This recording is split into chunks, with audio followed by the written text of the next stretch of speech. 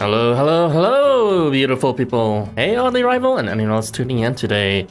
We are going to be continuing with Valentine's Crossroads story, finishing off with episodes 3 and 4 today for the penultimate part of our stream. But let's go ahead and do this. As per usual, if there are any sound issues, just let me know. Oddly rival instantly hit with the ads when the stream starts. Ouch. Okay, let's do this. So where we last left off, actually. So the workshop continued from yesterday, as you saw, and something went amiss in terms of there was some sort of aphrodisiac. And interestingly, it seems that the aphrodisiacs seem to be functional only strictly because of the faith system. And it seems to be a various different aphrodisiacs that work here, but they seem to be believed in that in different other worlds of the 23 in Tokyo. And it actually didn't seem to have that love effect in this case. It actually seemed to just make people energetic. So there seems to be maybe some sort of experimentation happening here today. But yeah, let's go ahead and hop right in.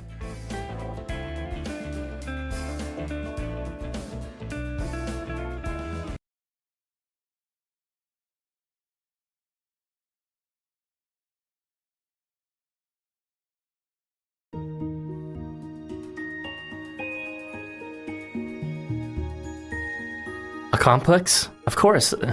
It should go without saying I've got one of those. I live in an apartment after all. But let me ask you something. Is it really such a grand thing to be knowledgeable in matters of love and romance? Huh? Is it? The mossy-armed man's eyes cloud over with tears as he begins shouting, clearly very worked up. What's so great about infidelity anyway? And what kind of sense does it make to say it doesn't count if you turn into a beast? Fucking Zeus. You're speaking nonsense. Am I crazy? I could ask the same of you just for suggesting that. Hippolytus alternates between screaming and mumbling to himself within the large crowd of people. He just can't wrap his head around what anyone else is thinking. All he wanted was to dedicate himself, purely and wholly, to one single person. I believe after reading up on it, it was actually Artemis. Not in a romantic way, but more so in a worshipping her because specifically she was a virgin, and so represented the antithesis of what was the world of Olympus. Yet it seemed as though this sentiment was not shared by anyone else around him. He had always been a staunch and pure soul, overcome with admiration for the Lord of the Woods, whose existence he'd known through voice alone. Though in a play featuring Hippolytus, it seems they gave them a love interest, although it did share the same sort of elements where he rejected the love of someone else, aka his stepmother. No one truly understood him, nor did he truly understand anyone else, not even blood relatives. And though they were worlds apart, Hippolytus went out hunting almost every day to converse with the Lord of the Woods. So in the story of Hippolytus, it seems that by scorning Phaedra, aka his stepmother, who was in love with Hippolytus, because, I mean, look at those tits. Phaedra got angry and so decided to make a lie to his father, who for some reason had some extra wishes left over for some other story, and he used his last wish to kill Hippolytus, his son. And Hippolytus, which actually stands for horse, like, trampled, or horse defeated, or horse ent, or something like that, ended up being trampled by his horses, or in the very least he was like, he lost control of his horses and then he was dragged along by his horses. One of those two. But yeah, very sad story for Hippolytus, who just wanted to, you know, reject love and romance and all that, which is actually identical to the story in that respect. And though they were worlds apart, Hippolytus went out hunting almost every day to converse with the Lord of the Woods. He couldn't have known then that his way of thinking and his words would one day change Olympus forever. Of course, destroyed. Yeah, that's right.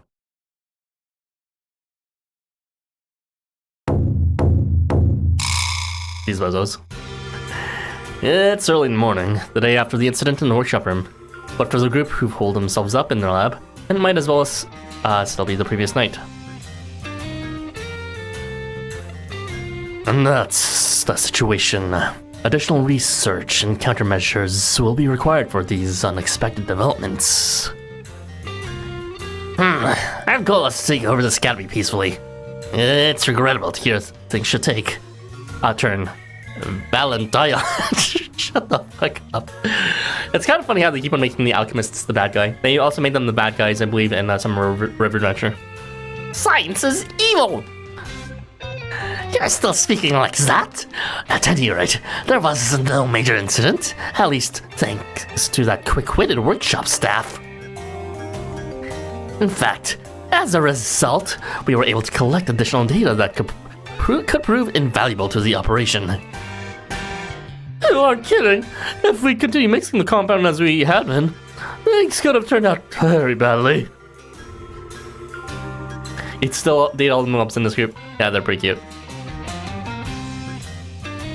Who is this? Oh, shit. I guess B stands for giraffe. By the way, our leader, should we not take this opportunity to consider options for dealing with those workshop interlopers? I second the motion. After the incident, I observed that they were able to finish their lesson as if nothing had even happened. In other words, they've discovered some means of completely nullifying the effect of a compound. They could prove a hindrance to our lofty plans indeed. In that case, I would like to deal with them in due times. This fucking loser. Leaves that to me. I think it best that we invite these wayward souls into our fold. Should they accept, we will welcome them with open arms. But should they decline, we will deal with them accordingly. More Valentines. I could count on you to tie up any loose ends. I love you to it then. The puns are cute, but they're throwing off my flow of speech because I'm not expecting them, nor am I, expectantly predicting how they're pronounced. We shall ensure the true ferocity of the dark ABC force in our pursuit of the Valentine's Revolution. I'm still not so sure about that name, but... whatever. Just leave it to me. Valentine's Crossroads re-release. Episode 4, To You. Cast to the Four Winds. This should be featuring Masanori, who is the only variant left over, who has not received a choice yet. Several hours later, as the day begins in earnest, you find yourself heading toward the workshop room for today's agenda. Today's left LGBT agenda. With today scheduled well in advance as a day off for the workshop, the only ones in attendance are the 6 of you and Wolf. The 7 of you gather around a box full of garland reeds that Hippolytus brought with him and begin discussing your options for dealing with any future disruptions. Oh yeah, what is your sacred artifact? Did you make all this garland? Ah, yes. I've never told you about my sacred artifact, did I? We'll start with that then. Re-release with a monotone voice. I think that joke would grow old quick, but maybe once would be fun. Oh, how mysterious. Our sacred artifacts are those moss-covered hands of yours, are? And you infused some of your rule into the garland there, but, why? Document Cutter takes a garland wreath from the box as if to underscore his question, and inquires about Hippolytus' arms. Well, to put it simply, in my homeworld of Olympus, there's a place called the Plane of Purity. And there's a powerful belief that all the flora growing there is protected from any harm or defilement. My sacred artifacts confer upon any flowers or plants they touch the same properties as those in the Plane of Purity. Interesting. So, in other words, should I use these scents to weave flowers into a ring? It creates a boundary line of sorts, a barrier protecting that which lies within from all that dwells without. Supposedly there was also a cult relating to Hippolytus, where people would pray or, worship him, so that they would enshrine themselves to purity before they got married. That's why you call these things talismans, huh? You put your arms through them, or I guess your body in general. Exactly. That grants you protection. That's a very clear and concise way of putting it, Taishakutin. Taishakutin dons the garland while Hippolytus smiles widely at being so readily understood. So you made all these to hand out to everybody today so you could keep them from going berserk again? Yes, though the effects will only last until the flowers begin to wilt. A flower's lifespan is short after all. And there's neither the time nor the resources to make enough for everyone every day. So that's the weak point of the plan then. Seems we're left with no choice but to uncover the source of the problem. Macedoni and Hippolytus alike stress the stopgap nature of the solution, with the flower barrier having rather severe limitations. It's shocking to think that there could be someone in such a guy depraved enough to sow seeds of discord like this. Despite having borne witness to none of the events thus far, seething anger towards the culprit behind these incidents is plainly apparent. Once the ringleader is found, I, Wolf, will personally clap their cheeks and see to it they are sent away to the experimental farmland. Experimental farmland? That sounds a bit, racially contentious. The punishment fits crime, I guess. Do not quote me on that. Pretend not to have heard anything. At any rate, I owe you a debt of gratitude, Hippolytus. If not for your garland, we may have had to cancel the event. And though we are unable to tarry, it is no small feat that you've made time to hold this meeting as well. Well, there isn't much more we can even discuss right now, though, is there? Given that we don't even know the culprit's identity or motive. Well, if we are to assume a rule was at play, we could possibly use the app's search function to narrow down a list of suspects. As for the motive, given the season and discovery of flora thought to have aphrodisiac properties, it's not hard to imagine. You think they're looking to spread that scent around and get lucky in love? Even despite how short the effect lasts. Hippo's dad Theseus, one of the worst guys in Greek myth. I did not know that, but I do know that Theseus was responsible for a ship of some kind that is famous for thought experiments. Theories both plausible and far-fetched are tossed out and expounded upon by everyone present. And it's during this exchange that something suddenly occurs to Hippolytus. Oh. You come up with something, Hippolytus. No matter if it's just a wild theory. Come on, let's hear it. Well, I don't really want this to be true, but what if the person behind all this is planning on mixing aphrodisiacs not just from 3 worlds, but many more in hopes of creating the ultimate love potion? The ultimate love potion. What made you think that? It's perhaps the most plausible hypothesis, but one that Hippolytus quite visibly seems to hope beyond hope is proven incorrect in the end. Just think about it. If the goal were merely to disrupt the workshop, there are far less elaborate ways to achieve that, no?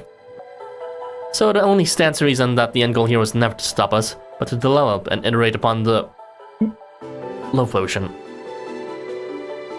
And if they're just looking to make a standard aphrodisiac, one variety of flowers should be plenty.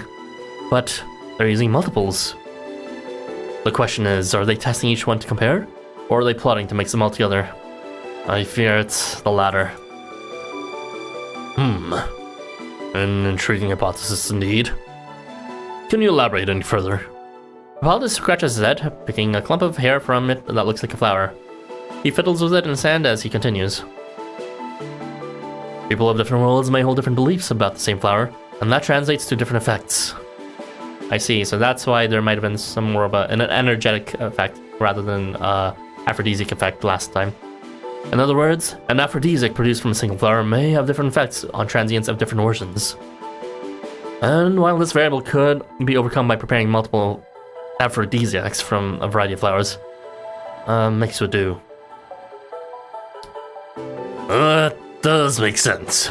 Having a single universal love potion would be a lot more convenient, and stocking one for each world. Who does? You found. Like, literally everyone who's featured in this event is here, so I have no idea who this is gonna be. Ha ha! You are a sharp one, I must say, Hippolytus of the Horticulture Club. A sudden voice cuts through the air like a knife, originating from what should have been, and still appears to be, a vacant corner of the room. Does some of you look at one another for a moment? Incredulity apparent on all your faces as you realize that it was not any of you who spoke just now. Someone else is present. Oh, yeah, Perrin, I guess it could be him. Theseus is the one who killed Asterius and left Asterius' sister on an island.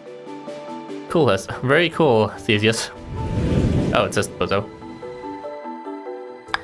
It's hard to believe you were able to piece together our plans so completely. Coming here was the right call, it seems. Oh, you. Who are you? Are you behind all this? Sorry, there's no workshop today. I'm afraid course registration is over.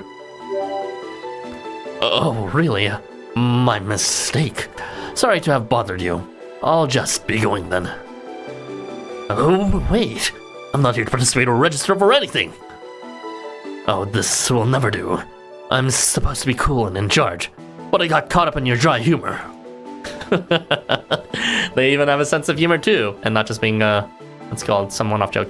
The hidden transients slowly come into focus, giving an exaggerated and a seemingly sarcastic bow as he introduces himself. Alright, wanna be Loki. I'm a member of the Dark ABC Force, which seeks the Valentine's revolution. I aim to speak with representatives of this workshop. The Dark ABC Force, I have no idea why you would ever call yourself that. That's certainly a name. We should get Fenrir to workshop that. I would prefer you not comment to our naming sense, please. Thanks. The hell business you got with us, huh? Are you the ones who left that crazy flower in here yesterday? Stay your antics, Shakutin. Without evidence, we cannot rightly apprehend this individual, much less deliver punishment. Ho ho ho ho ho. Up close and personal, you can really feel the power he's got. I was about to sweat and cry, and who knows what else. Yes, as your assistant has suggested, it is not necessarily accurate to say I was involved in yesterday's incident. But you more or less did say that? You said we pieced together your plans. Reacting to Hippolytus' hypothesis, he said, and I quote, "It's hard to believe we were able to piece together your plans." Oh, okay, he's just an idiot. I see. I'm admittedly a bit taken aback here. You've left so much slip, it seems downright reckless on your part. I wonder who that was who said all that stuff. Sure wasn't me. Someone else must be lurking in the shadows, too. Gee whiz, yeah, that's probably it. Hey, Wolf. Is it alright if I clap his cheeks and pay this guy back with my fist for all the embarrassment he caused me with his flower? You can clap his cheeks and even fist him if you want. I'll take the front side. I feel the urge to do the same, Taishakusen. Unfortunately, we seem to be dealing with the Setegai Academy student. Should we give in to those urges, we may be accused of bullying, which would reflect poorly on the school, and Lord Padron alike. Then how about I challenge him to a sumo match? If I win, he backs off and doesn't cause any more problems for anybody. Hold on a minute, everyone. He's come to us alone. I don't think he means to pick a fight with us. Yes, that's right. I'm not trying to make trouble at all. Thank you for that. I feel he just saved my bacon. I've actually come with a proposal for Mr. Hippolytus here. I think you'll find it most enticing offer. The only one thing I wish from mobs now is, one, they use their alternate expression more often. I know they only have two, but, come on, at least they have that. And two, give them some names, even if it's like some bozo names like Flame Lord 69. It would be a start. Even a nickname to imply it's not their true name. At least call them something. A proposal? For me? What in the world could you possibly be proposing? Well, let me get straight to the point. We want you to join us in an orgy. What do you say? Join you? What does that even mean? What's your goal? See. Valentine's Day sounds good in theory. It's a celebration of love. But that only applies to a blessed few. What's the point in confessing when you know you'll be turned down? When you know the words you long for will never be spoken? That's why we developed a plan. A plan to reverse the fortunes of those who are perpetually unlucky in love. So to you and your group, a love potion would be akin to a secret weapon you could use to turn the tides of a faltering war. Thus, you're a Dark ABC Force. You say yourself as a revolutionaries, seeking to reclaim Valentine's Day for the masses. What's the point in confessing, huh? There are a lot of cases where the person one fancies already has a significant other. People who are perpetually unlucky in love, too. There are a lot of people like that. Hey. Why's everyone looking at me? See? You won't get it. That's why we plan on making this a world where every bond can be tightened. Starting with the school. Uh-oh.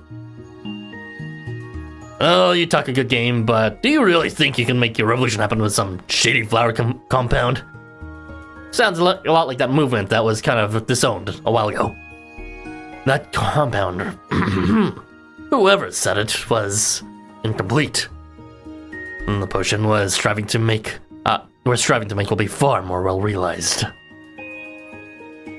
Get two people alone in a room, unleash it, and soon as they breathe it in and lock eyes, they'll never want to be apart. Rather than instilling zeal indiscriminately, its effects will be focused on a single person, with a singular intent. If you catch my drift. So you plan to target people? Isn't that just brainwashing? Coercion?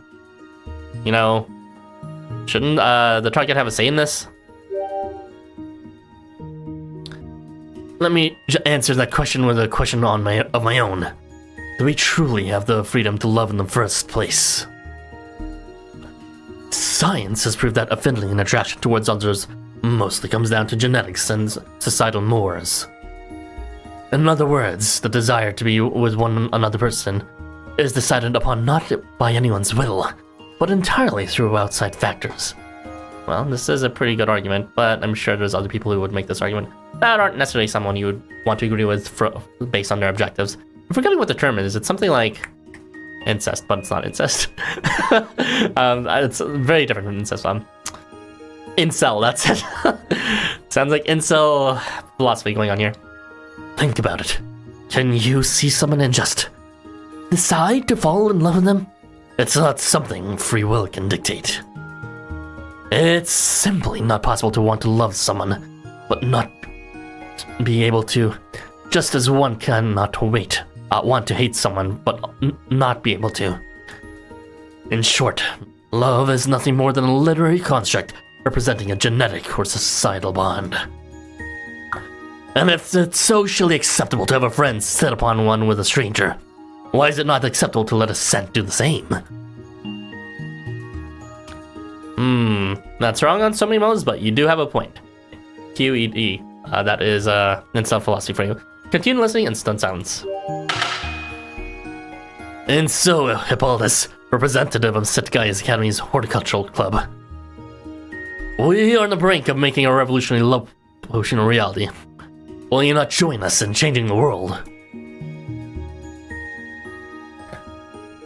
I understand what you're trying to do. But what does any of it have to do with my workshops? That's the beauty of it. You're arranging flowers here, no? We can imbue those flowers with our potion. Give a flower arrangement containing its scent to the objects of your desire, and the ball is in your court now. Your students will all confess to their loved ones successfully, and live happily ever after in bliss of requited love. Love set in stone. Immutable. Inevitable. I see. It would be a win for the workshop and the Horticulture Club as well. Demand for your magic flowers would be through the roof. Not that the issue is with consent here, because again, you know, it's not like we consent to blindly falling in love with other people too, when it's natural. I guess more the issue is just the power dynamic between one person is intentionally doing it and the other, it feels like it's chance.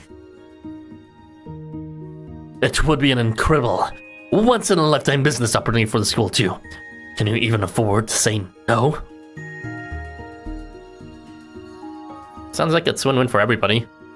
I think we know what the answer will be. Hippolytus. Arthur? If your group wants to fight us using tactics you think give you a huge advantage, well, you're more than welcome to try. I've had strong arms all my life, so maybe you could say that's why I like fighting so much. As I got revenge too. Yeah, I was born with high standing myself, which is why I was able to devote myself to sumo and basically do what I want. Right.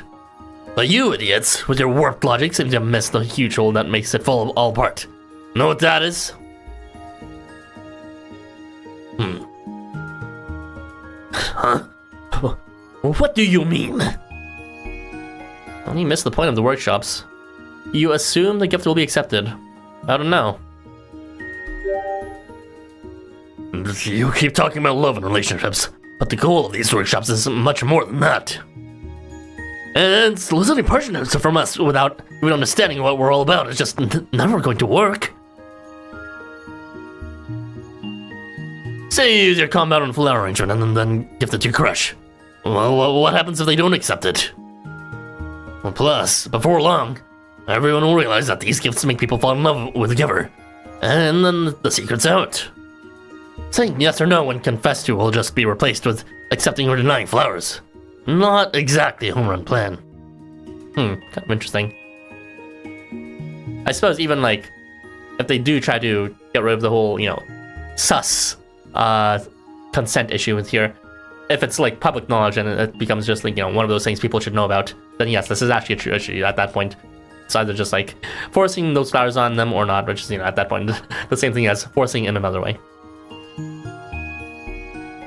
Ugh. You all didn't think this through, huh? Not the most well-oiled machine. Ooh, yeah, that makes sense. Good call.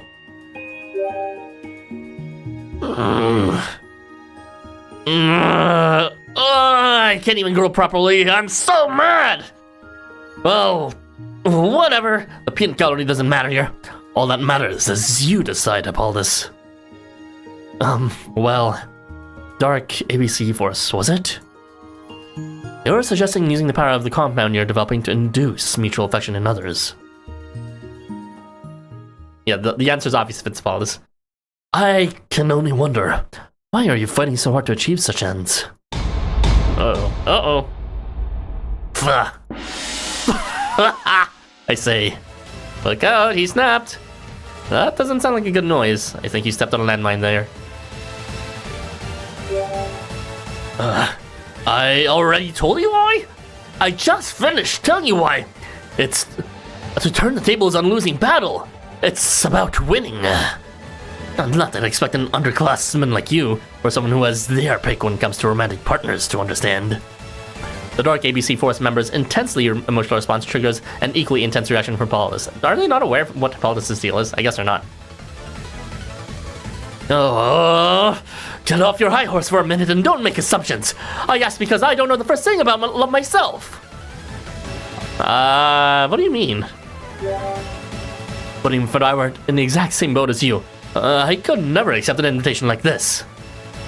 I can't even relate to the very concept of love. I've never been able to fully wrap my head around it. So you approaching me with the presumption that I'd be able to relate to you is just vexing to me? Beautiful, even. And if you can't understand that, and won't leave me and my workshops alone, I guess I have no choice but to clap your cheeks. Aromantically and asexually, that is to say. But to explain it, why? With my fists. And my giant cock. What? Every single person has a secret garden within them, a safe space that no one else is allowed into. Not even family. The goal of these workshops is to allow each student to make a flower from that secret garden and offer it to another.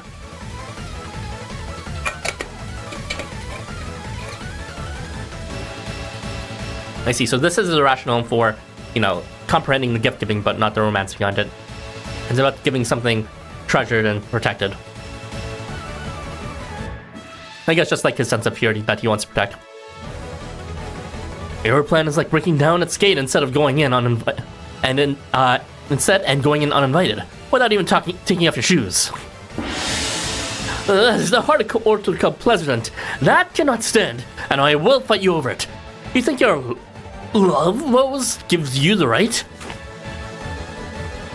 Hippolytus takes a crouching position and extends one open hand forward while spreading the other by his waist, balled into a fist. Feel free to hit me with your best shot, whether it be familiars, natural disasters, or love potions. I can counter it. This is not true, he does not have guts in his kit. You think you can make me understand love?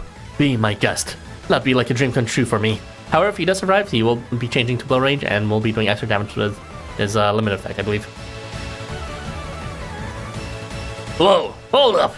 That's a legit fighting stance right there! I don't think he's bluffing. He's like a whole different person. He doesn't even feel like I'm looking at Hippolytus anymore.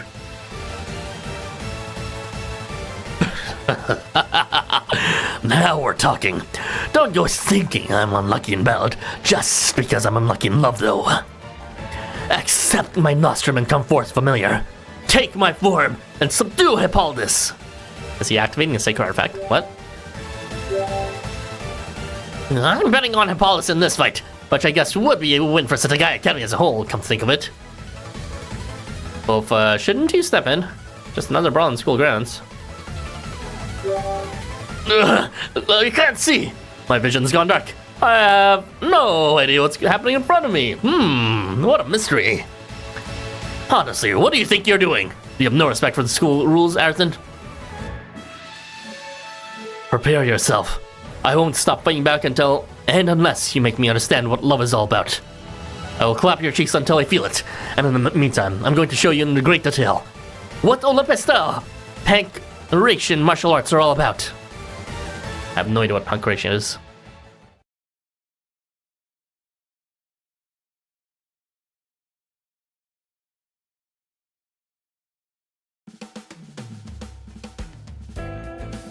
Alright, we are moving on to part 2 of this episode.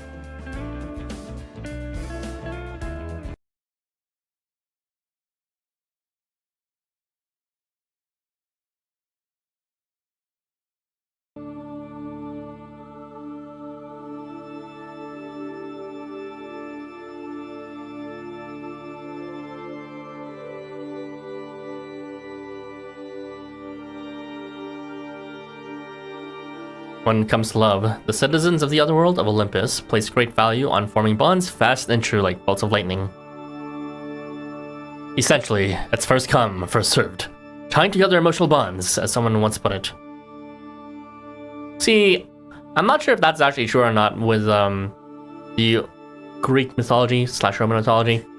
You know, when we learned about it, or at least when I learned about it passively through things like, you know, that Hercules Disney movie and the other forms of media shows up like in Age of Mythology and all that stuff, I never got the sense that love and sex was the main thing. I know it was like a more open thing with the mythology, but I don't know. It just seems like making a bunch of worships for very parts of the world they see. So I'm not sure if this is a cradle of the dream or not for them, for Housamo to say, oh yeah, Olympus's deal is just everyone having sex with each other. Essentially, it's first come, first served, tying together emotional bonds, as someone once put it. And within this system that seeks to tie everyone and everything together, acts such as illicit love affairs and cheating are deemed perfectly acceptable and even praiseworthy. I do know there was one myth that was all about the destruction of a city, simply because of like how much people were simping over someone. I believe it was like Helen of Troy or something. So that was an interesting story. People race to be the first to express their affections every day, paying no heed to the innumerable wars and conflicts that arise as a result of their actions. Okay, I guess that's a direct reference to Helen of Troy. Disney Herc isn't good Greek myth rep. I would figure, but you know, there's a limited amount of Greek exposure or Greek mythology exposure you'd get otherwise. I mean, there's video games as well, but can't really think of any off the top of my head. I could never understand this world, surrounded by many who devoted their everything to this fickle concept of love. I went the opposite route, distancing myself from it as best as I could. With this attitude, you think he'd be the exile. My sole source of respite was the hunter chief who served as Lord of the Woods, and whose purity and chastity were like a breath of fresh air to me, which was Artemis. Maybe we're Artemis? I don't know who the Olympian representative of us is supposed to be. Or, you know, the Olympian exile, rather. Of course, I sought this respite because I could not comprehend love, which differed from the reason the Lord of the Woods lived as such. I see. The Lord of the Woods is probably just like a virgin because, I don't know, they want to maintain their purity, but he just does not understand it. Straight up. Our lifestyles aligned, however, nonetheless. I sought to make a dedication to this savior of mine, so I took to the plains where Eidos, the spirit of purity, resides and made a flower crown from the flora I picked there. After doing so, I had the chance to speak with a certain someone else. And, well, that's when it happened. Immediately, I felt as though I'd lost the upper hand, and tried to take back what he said.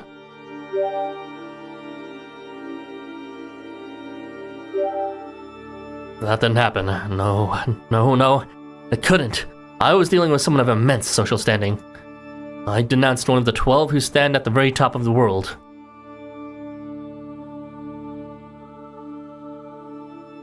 This being Fedra? And for earning the honor of such an important personage, I was cursed. Then before too long, I was to distance myself from Olympus entirely. Well, he died, but often I find myself wondering, if I hadn't fought back as I did, would I have lived like the others in the end? Supposedly in one myth, telling he was also revived thereafter, and he was like, "Fuck you, Dad, for killing me," and then he went into his own city and he had made his own bitches there. I forget what it's called, but I believe the city's named after him.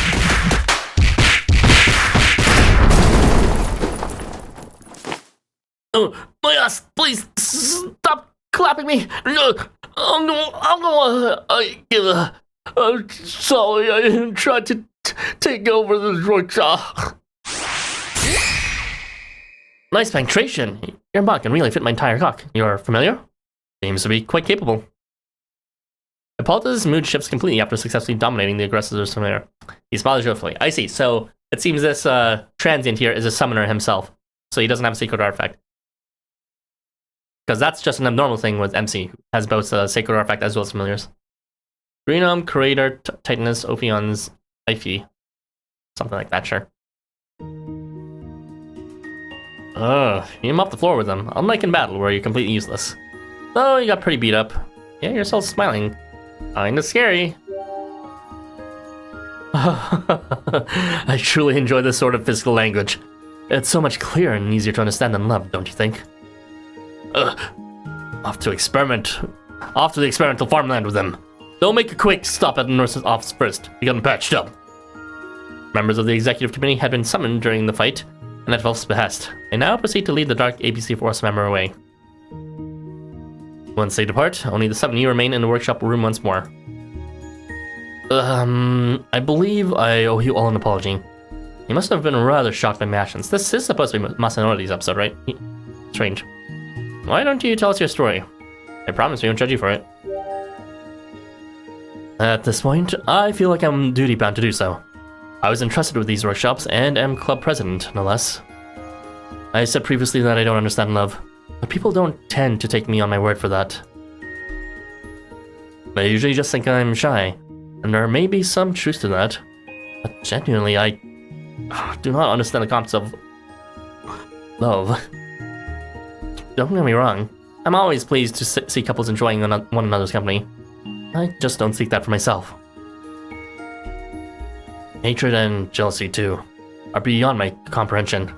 I simply can't relate to them. I can't sympathize, you might say.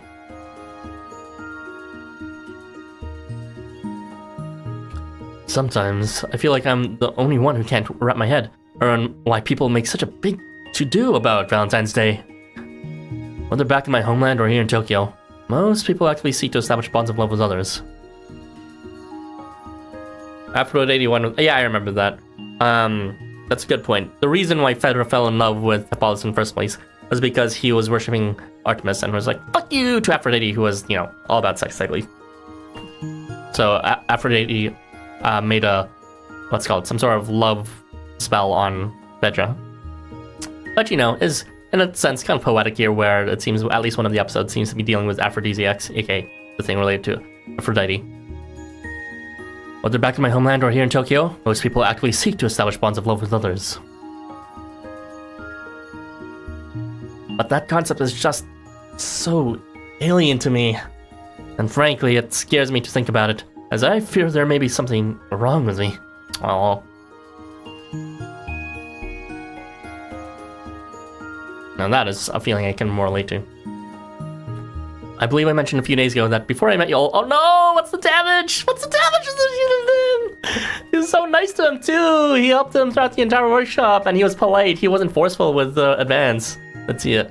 I believe I mentioned a few days ago that before I met you all, One of my juniors approached me with romantic intent. Hopefully he's not fucking dead after this.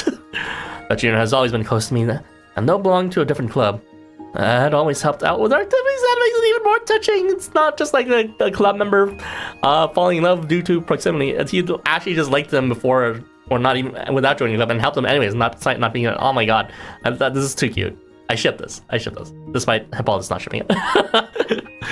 But they'd always been a bit aloof, and I learned that they'd been watching me from afar. By that point, I'd already come to the conclusion that I would inevitably wind up hurting my juniors from then on.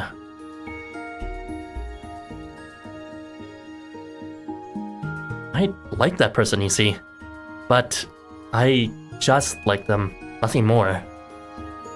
Up till then, I'd always assumed my juniors would keep a similar distance from me, so this was a bit of a shock to my system. I began to wonder, when did that person start developing feelings for me? How long had they been keeping them buried? To be honest, I started to feel paranoid that maybe everyone who was nice to me was really just trying to woo me. So that's why he kind of deadlocks, or at least part of the reason why. And that's when I began thinking about how I could respond to confessions in order to make things go back to the way they were. I knew that if I refused outright, things would be different between us. So I tried to come up with alternatives to accepting. Oh, such as questioning why he loves him. Oh no, that's even colder. But ultimately, I couldn't think of anything. I just wound up standing there, dumbfounded. Oh, poor Wolfie! Poor Wolfie! My baby Wolfie. It's like my mind and my body were out of sync, leaving me frozen in place. I couldn't face this reality.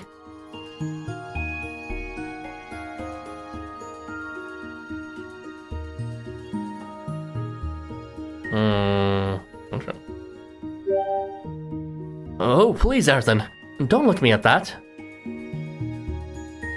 Rejecting someone upon receiving a confession is not uncommon by any means.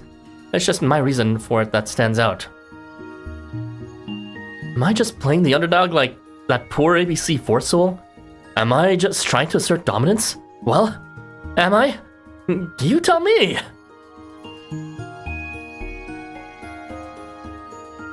Hey, Hippolytus. You're getting a bit worked up, but I think I understand you a bit better now. I don't like being put on the spot, but I also don't like... I don't like always being the one who puts others on the spot. People think less of me because of what I don't understand, but to that I call upon my hunter roots and just say no.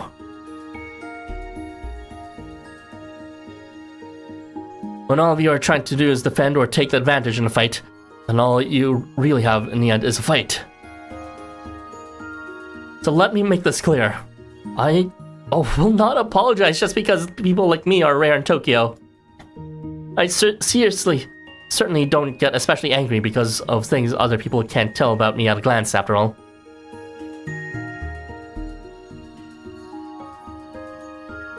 I get you. I completely get you. Our situations may be different, but the way we feel about them is the same. People often feel pity for me because I work as a Dark Santa, a Punisher. And frankly, tired of people regarding Dark Santas as lower class compared to those of other Santa occupations. But I've come to own the bitterness and the misunderstandings directed my way. I've come to terms with being seen as a villain. And you're kind of in the same situation, more or less, aren't you, Hippolytus? Right. I guess in some way, if you interpret the original Hippolytus, you might have seen him as having to stick up his ass for being, like, outright hating love and being like, fuck you, Fedra, and fuck you, Artemis. But, you know, he doesn't have to apologize for that. Even if he is painted as a villain, he was just trying to exist as himself. Raptor suddenly chimes in, perfectly catching the train of thought that Hippolytus drew. Though he can't relate to everything Hippolytus said, so much of it reminds him of his own experiences that, ironically, he finds himself deeply sympathizing. Yeah. I don't know. I've never really met an Arrow Ace person myself, but for some reason, this like sort of distantly familiar, but like also not really relatable, but also something fundamentally relatable thing seems familiar to me in a sense. I feel like I've met someone like that, but not quite. Not entirely sure. I'm a little shocked, I must say. I've never had anyone relate to me about this before. Krampus, allow me to say that I truly am pleased you've chosen to come here to set a guide for this event. Honestly, I'm pleased to have had that chance to meet each and every one of you. These last few days have been unforgettable. And so, that's why I've decided to step down as this workshop's instructor while these memories are so precious to us all. What? How come? Set a guy Valentine's is still going on for a while. You're not? I'm passing my duties along to ensure everything still proceeds as scheduled. And I'll still help prepare materials. It's thanks to you all that this course can even stay afloat. I just don't want to cause any more trouble moving forward. But most importantly, I just feel that someone better able to sympathize in matters of love would be better suited to lead. Hippolytus? Now just hold on a minute. Well, this commanding tone interrupts the deafening sounds following Hippolytus' surprise proclamation. I want to be clear that I don't blame you for your hesitance, but if you quit now, let it be known I will never, ever forgive you. Do you think you can just toss aside the responsibilities you agreed to? Well, that's no way for a student body leader to act. Wolf. I'm sure that lone wolf, or Otaku Kamui, would just tell you to do as you please. But you're dealing with a werewolf czar now. And when you're a wolf in charge of cubs, you fulfill your responsibilities to the bitter end, even if it kills you. So many students want you to teach them. Master already said so too, remember? It's that painful for him to remember though, or for him to continue though. I don't relish the idea of forcing him to do something he finds painful. But it's not always just about oneself. Between Hippolytus' unexpected resignation and Wolf's complete denial of it, the atmosphere in the room suddenly turns thick as pea soup, despite everyone therein being friends. Can I say something, Hippolytus? Looking back to meetings among guild executives back in Roppongi, Takeminakata looks around the room and tentatively raises his hand. I'm not you, and I'm no genius or anything, so I don't have the first clue how to solve the problems you're having.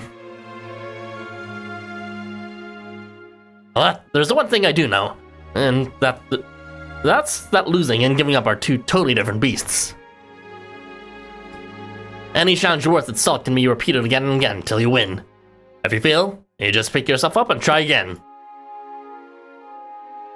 And these last few days, you've been real close to the edge of the Sumo ring, but you've held your own and stayed inside. After all that, if you just give up and step out of the ring on your own, it doesn't matter who you are. The crowd's gonna boo. I will support whatever you decide of all this. Whether that be stepping aside, keeping at it, or some third option. Even if you become a villain in the school's eyes, you'll have my sympathy, or whatever that may be worth to you. But as your student, there is one thing I need to tell you, even if you don't understand love. You've been a great instructor. Totally agree with Krampus. I mean, well, in my case, love wasn't a factor at all when I chose to join these workshops. Huh? You don't understand love? Heck, there's a bunch of stuff I don't know either, even in business. That's why we're students, right? The three students' assistants each offer words of encouragement and support to Hippolytus. We are each of individuals with our own thoughts. No matter how we may try, we will never fully grasp the minds of others. It is up to you whether to accept this shortfall and continue, or, if it's truly too much to bear, to take to the sidelines. If I'm being too nosy, make me stop. We can settle this with pancreation. I don't know what to say. Then just look. Take a look at this, Hippolytus. I requisitioned this from our executive committee this morning. I should have shown it to you from the start. It would have quelled your concerns. I regret waiting so long to do so. Bob sets a big box of documents down on the desk and removes the lid, giving you all a peek at the papers inside. These are surveys of the workshop, it looks like. Oh, check out all the positive feedback. Thanks to you, my proposal was successful. I was able to make up with my friend. My hospitalized relative was so happy. I want to be a florist in the future now. Wow, these are all so uplifting. Way to go with all this. Oh, look at the dates on these. Every one of them is from before Ayrton came. These are from your solo workshops. What? But why? I was so obnoxiously assertive during those lessons. I drove everyone away. Hippolytus pages through the papers and box, reading survey response after survey response, eyes wide with incredulity. There were problems. Not much can't be denied. But it seems a great many students truly appreciated your tutelage regardless. Is this the reason you chose to retain Mr. Hippolytus as instructor, Wolf, even after the initial fallout? So he did inspect Hippolytus and he did identify that issue before. Wolf's answer to this question is quiet and contemplative? Yeah. Speaking to the deep sense of responsibility and emotional connection he feels towards Setagai's Valentines. In Kitiesh, where I'm from, we all share a desperate longing for springtime. The sun melts the piled snow, vegetation sprouts from fertile soil, and newly awakened animals wander the land. Spring is a season of overflowing with the warmth of life, and the herald of its onset can be found in flowers. Hippolytus, you are the one who cultivates the land upon which this school rests, ensuring the flower of the spring blooms here, unabated. That's not to say you cultivate it alone, but you're the source of others' inspiration to join in bringing spring to blossom. The evidence of this is right here, on these very surveys. Your efforts are recognized and appreciated by everyone you teach. If this isn't enough to convince you, then I'll do whatever it takes to fill that gap and make you reconsider stepping down. I, the werewolf Tsar, am not like Krampus, and that I do not pay heed to being seen as villain. Rather, I relish it. Sorry. This is my own failing. I just wasn't prepared. Hippolytus looks up from the surveys and meets Wolf's gaze. Oh, Hippolytus admitted defeat. Maybe now you can trust us to help you. Just want me to be happy, you know. I can see that. And I want to set aside everyone that stood in my way and respond in kind to all your sincere wishes. That having been said, please give me some time to think about what to do with the workshops. It's not an easy decision. I just remembered where I'm remembering this Aries behavior from. Hippolytus. What is there to think about? I just wonder how I can continue to run the workshop with peace of mind when the threat of that love potion is still looming. So, I'm going to be awfully busy come tomorrow between teaching and devising countermeasures against the Dark ABC Force. Truly a terrible name. Hope I can count on you all to lend me a hand or six. Oh, I see. Yeah, I'm right there with ya. You really got me going for that for a moment. You're just as psyched to continue the workshop as anyone though, ain't ya? But you're right. You can't just ignore what we've learned today. I'm with you to the bitter end, Hippolytus. I take it we're to hold a strategy meeting of sorts then? Though I fear we don't have enough intel to prepare for the next move. And how about we go on the offense? We can plan the next move ourselves. Plan around what we do know. Oh! The others are all gathered around you and take their seats, eager to hear what you have in mind. And although there's no workshop being held in this room today, the room remains abuzz with voices and positivity anyway, all the way till sundown.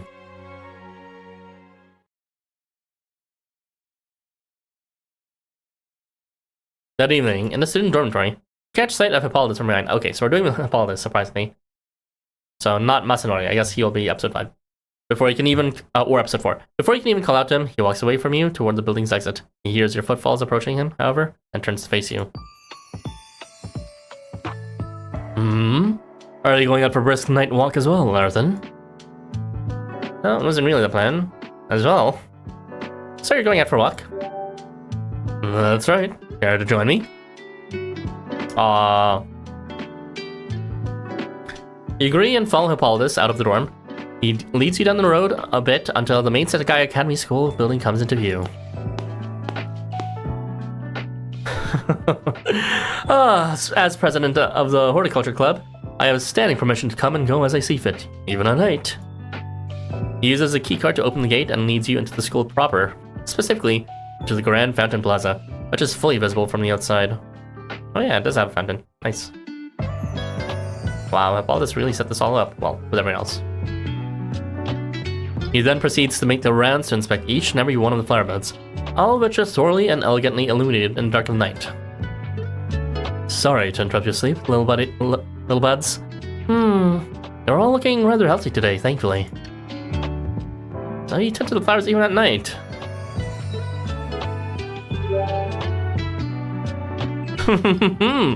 Are you aiming to join the Horticultural Club too, Earthen?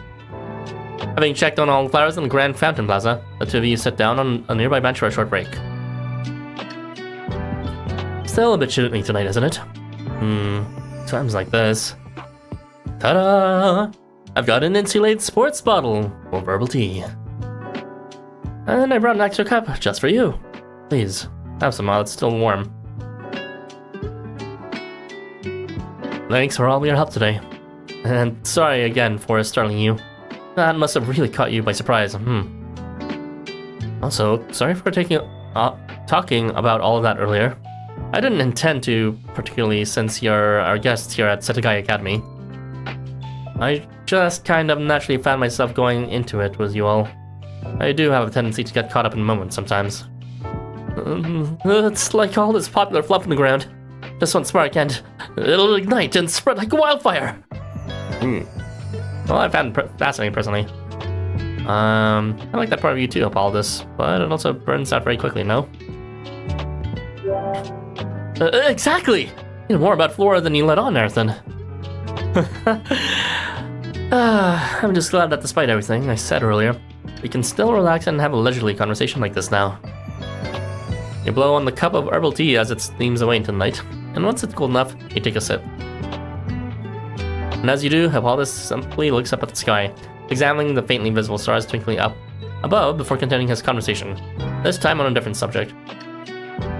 It would be nice to know more about what happened to the wolf. It would be nice if he made a cameo at the end. The heartbroken wolf. When everyone was saying such kind things about me, I couldn't help but think back at my time in Olympus. Back then, everyone around me would fall in love, worry, fight, break up, and then console one another, day in and day out. Sometimes, dear friends would wax on about their romantic escapades, and I always secretly wished I could join in. But of course, I never could. I didn't want to see that as a weakness or a feeling on my part. So that's what prompted me to take the stance I did. The stance that I wasn't the odd one out. It was everyone else.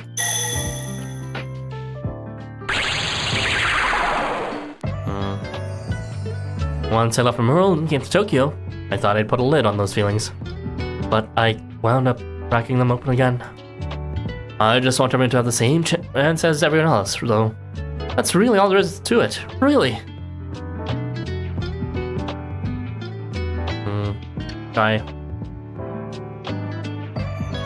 Quite honestly, I'm not sure I even fully understand why I feel the way I do. Or even exactly what those feelings are. Am I really incapable of feeling love toward another? Or do I just not quite know how? I guess, even he questions if he's asexual or not. But, you know, the fact that he asked a question means it's not intuitive or instinctual for him. So, as Takamine suggested, I think I'm going to take some time to reflect on this. It should do me well, as well. I understand all this. Let's take it one step at a time. If you're ever unsure, call me, okay? Hippolytus gently smiles in response to your kind words. Thank you. I like that you don't seem to pity me or act like I'm some sort of basket case. You just accept me for who I am and stay in my corner. I mean, MC of all people knows that we are exceptional and not part of the norm as well, so we can not only help but support people who are also on the fringes. As a result, you're like a rock for me to lean on. Even as I'm preoccupied with finding myself, you still happily give me the time of day. Maybe if it were someone like you, I just might. Hippolytus trails off, distracted by his own idle thoughts as to what a future with you might be like for him. He can't seem to make up his mind if such a thing might actually be possible though, or is just what he wants deep down. Yeah. If you're questioning about so much, you might just have this illusory idea of how good it would be because everyone says it's good, and it might not actually be, instinctually good that you're hoping for. Maybe you're hoping it clicks if you just do it, but it seems from his experience he might even doubt that. But yeah, Hippolytus, to some degree, maybe not directly with this specific subject, but something related. I think I can understand where he's coming from. And either way, he couldn't quite find the words to express it. You unconsciously began imagining much the same, and with this idle future dream in mind, you decide to take the initiative and continue to sort yourself. Be careful what you say, as it will most likely have a profound impact on him. And in this case, it may even alter his future path entirely. Jesus Christ. What does this mean? How is it even more different than before? What does this even mean?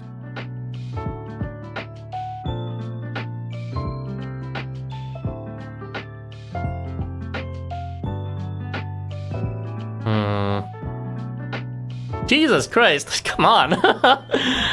And this is tricky. I don't know what to pick here, but I don't want to pick the third option for sure. First and second sounds good though. Might be able to understand enough, kind of sort of completely tramples on what he, has been going on about, and just like, why don't you just love anyways? I mean, it might be nice if he did that in the end, but as it stands now, based on what we know about him, I feel like this is a disrespectful answer. So, first or second one sounds good. You might be able to find your own way. I mean, that's kind of cop-out, but the second one also sounds like a cop-out. I don't know.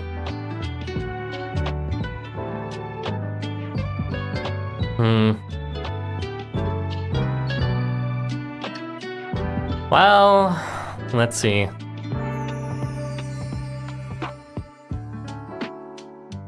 Look, I don't want to get in bed with all this. I just want to get in bed with him asexually.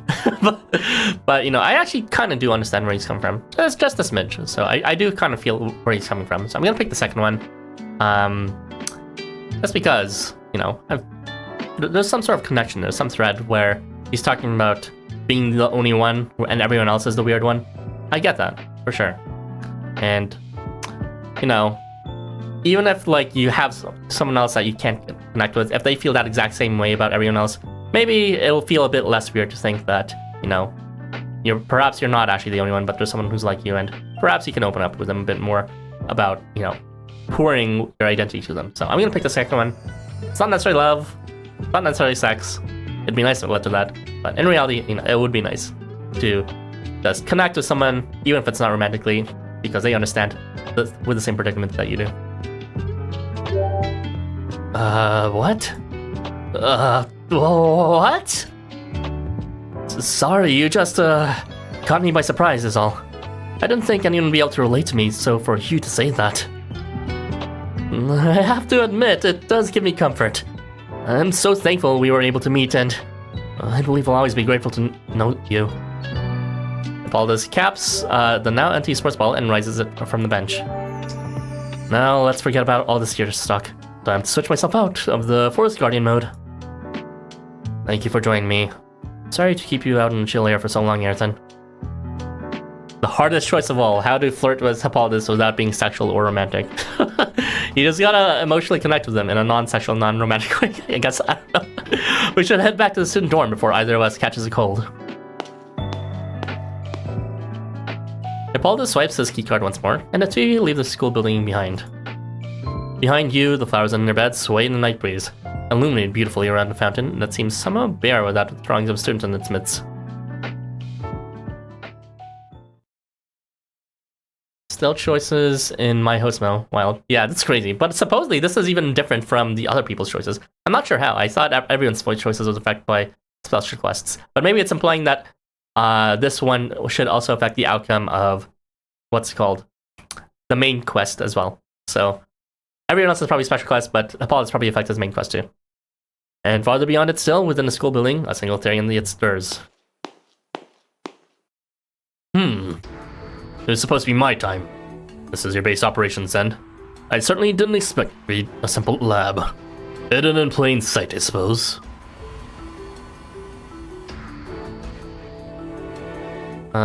Which one is C? Oh, this dude. Welcome to the dark ABC Force. We've been expecting you, Masanori Daikaku Inumura. Surprise villain? Surprise invader time?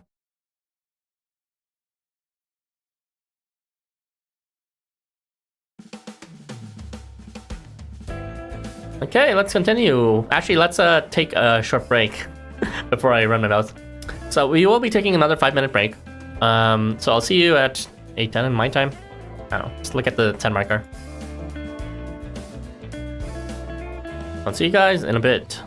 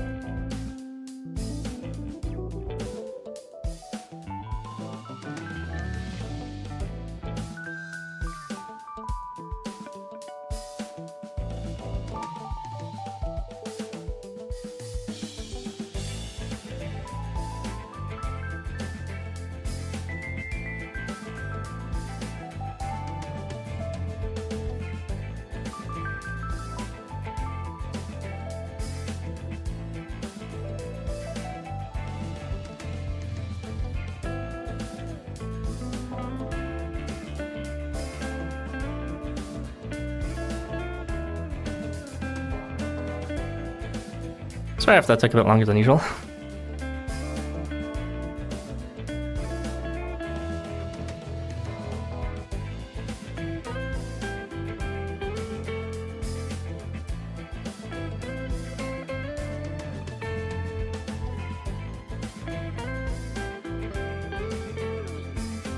Okay, let's resume with episode 5 for today.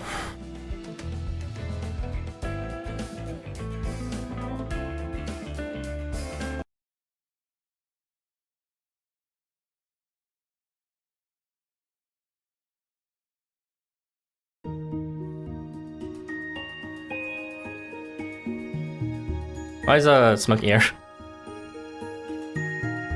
What kind of person is most attractive, is the most attractive there can possibly be? We turned back now to several months before the Setagaya Valentine's event. I must admit to wondering what question could possibly be so important as to accost the great Perrin in his tracks to ask. Ah, I see. It's related to presentation for the upcoming research competition at the Agricultural Academy then. Do excuse me, rudeness. Agricultural prosperity is one of my deepest passions. If I may interject, this being the most attractive truly relevant to agriculture, Perrin. My deepest apologies to you as well for interruption. You may think of me as a colleague of his. You ask, Smoky Odd, even though you know the answer. Very well then. Agriculture, as you see, is at its core the study of breeding.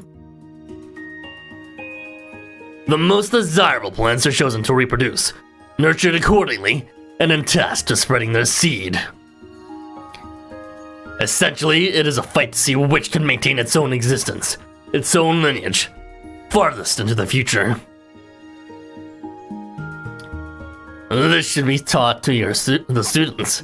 It's really a question that speaks to you in particular, Spooky God. No? To either of us, I'd say.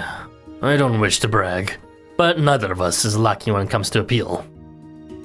Of course, Perrin is a breeder. I mean, that would be false advertising if he wasn't breeding. And I believe you've already answered the questions quite sufficiently. It is a struggle for survival, as you say. A promise to leave a part of oneself to the future generations, much as I leave my own thoughts. Precisely, my young agricultural protege. Thus, it is only natural for the most attractive, most desirable to thrive. It's the secret to eternal youth and longevity. That is the revolutionary work I intend to leave behind.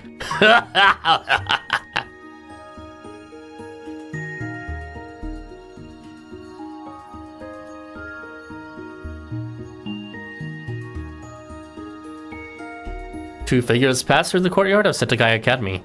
One of them moves briskly, fists clenched and expression stalwart, exuding an air of tension. That individual must be thinking of a loved one, uncertain how, when, or where to express his feelings, but desiring more than anything to do so nonetheless. Almost immediately after I get up from... What? Is he self-narrating right now? I guess he is. Is it? Almost immediately after I get up from the bench to leave this premises, he leads his companion there, and the two of them sit down next to one another. It's a common sight of this time of the year. One needn't look far around the school to see those enjoying the winter's open campus events, be it as friends, as family, or as lovers. Just within sights of this very spot, there are countless couples visible, all of whom look to have been dating for quite some time. They speak few words, yet convey heavy emotion. And beyond the throngs of well-established couples, one pair proceeds toward the grand fountain, somewhat awkwardly holding hands all the way. No doubt, a love born at Setagaya's Valentine's. Another group of three pose for pictures in front of one of the courtyard's statuary. They must be friends. Wait, no, I see. Here in Tokyo, love takes on many different forms, doesn't it? The polycule.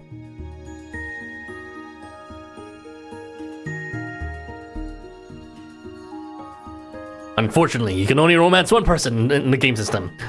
Seeing all this intimacy and closeness really takes me back.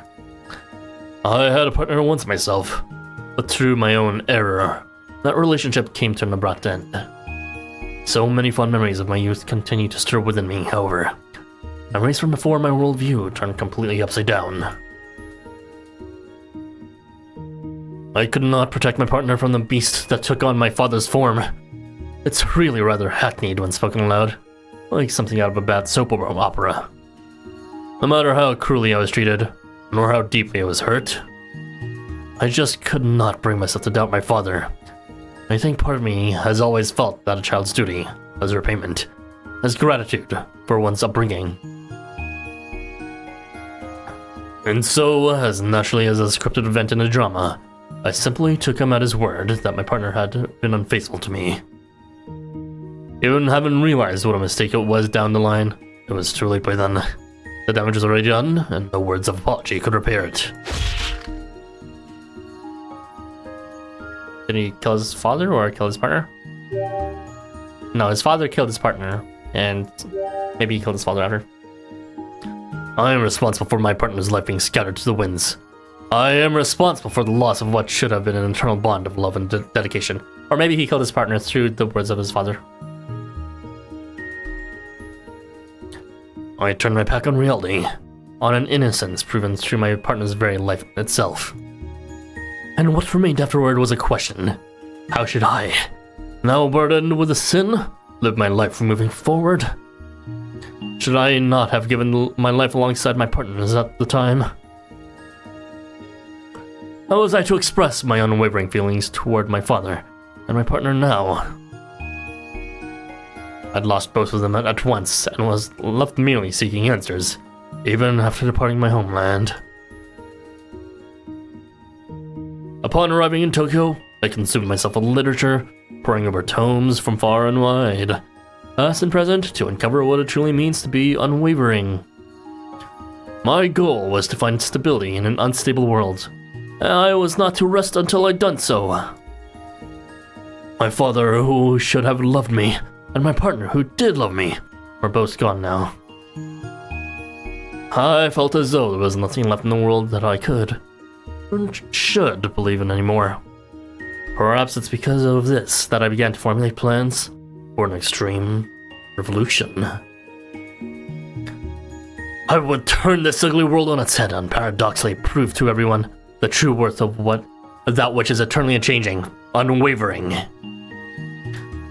This is natural, for those who've come to despise the world will always seek either to sequester themselves away from it, or to effect a drastic change within it. Myself incredulous, I withdrew from society, and today, as always, I simply gazed upon others, observing with great interest their displays of love and companionship.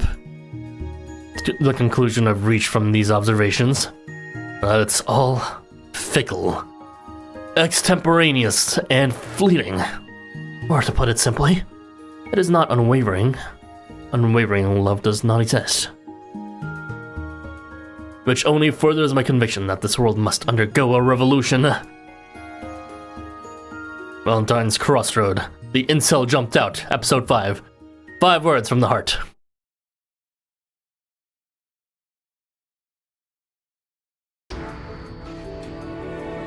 Masanori walks through the Setai Academy campus in the still of the night.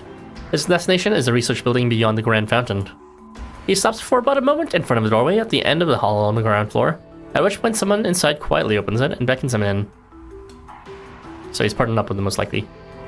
This is your base of operations, then. I certainly didn't expect it to be just a simple lab. Hidden in plain sight, I suppose. The walls of the room are lined with shelves containing various chemicals and other laboratory equipment, along with another door leading to a reference room where experimental results are kept. The inside, Kenshi. Yeah.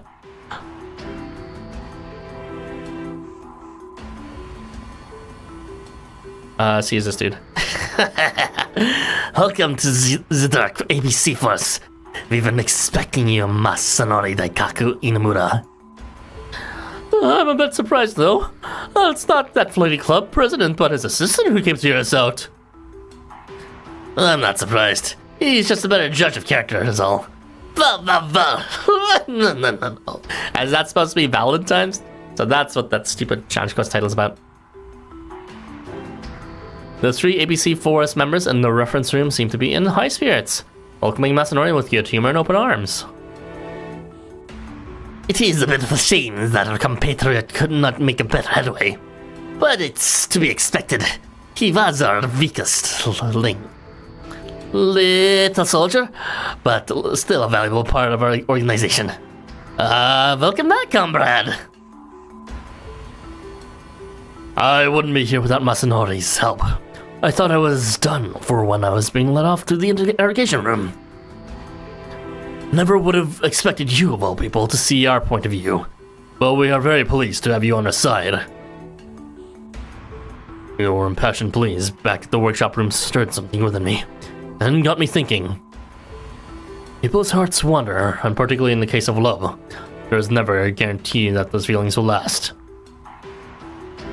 It is better to stage a revolution than to submit oneself to the whims of uncertainty, or ever wavering between bliss and worry. That and that alone is what brought me here. Those earnest eyes, that passionate speech. I haven't seen such commitment before. I'm fully convinced of your sincerity. It has been such time since I've met another who so clearly understands our aim. Yes, our future is brighter than ever now. The other members seem to share in the leader's delight as having found someone else who apparently shares their vision. So much sooner than Pitsy, no less. Only Masanori remains silent, wordlessly assessing the situation and considering his next move for a few moments, before finally opening his mouth. If you care for my advice, I might suggest you all stay in the shadows for a while and continue your research in secret. I believe it highly probable to assume the security will be much tighter now that the executive committee is aware of you. And the fact that I've freed your companion from holding will likely result in a campus-wide search for him, unfortunately. Those meddlesome committee members. We may have no choice but to perfect a potion using only what we've already gleaned. Well, we should be able to manage that. We've collected an awful lot of data already, right? May I be so bold as to propose a question to you all? Do you have any other safe houses or hideouts aside from this one? As I said, there will likely be a campus-wide manhunt. And while hiding in plain sight has its advantages, there is every reason to believe you will be found if you remain here. Masanori makes a wide gesture indicating the conspicuousness of the room, and the dark ABC Force members all look at each other and nod collectively. There's no need to worry about that, my little conspirator. Permit us to reveal to you our true hideout.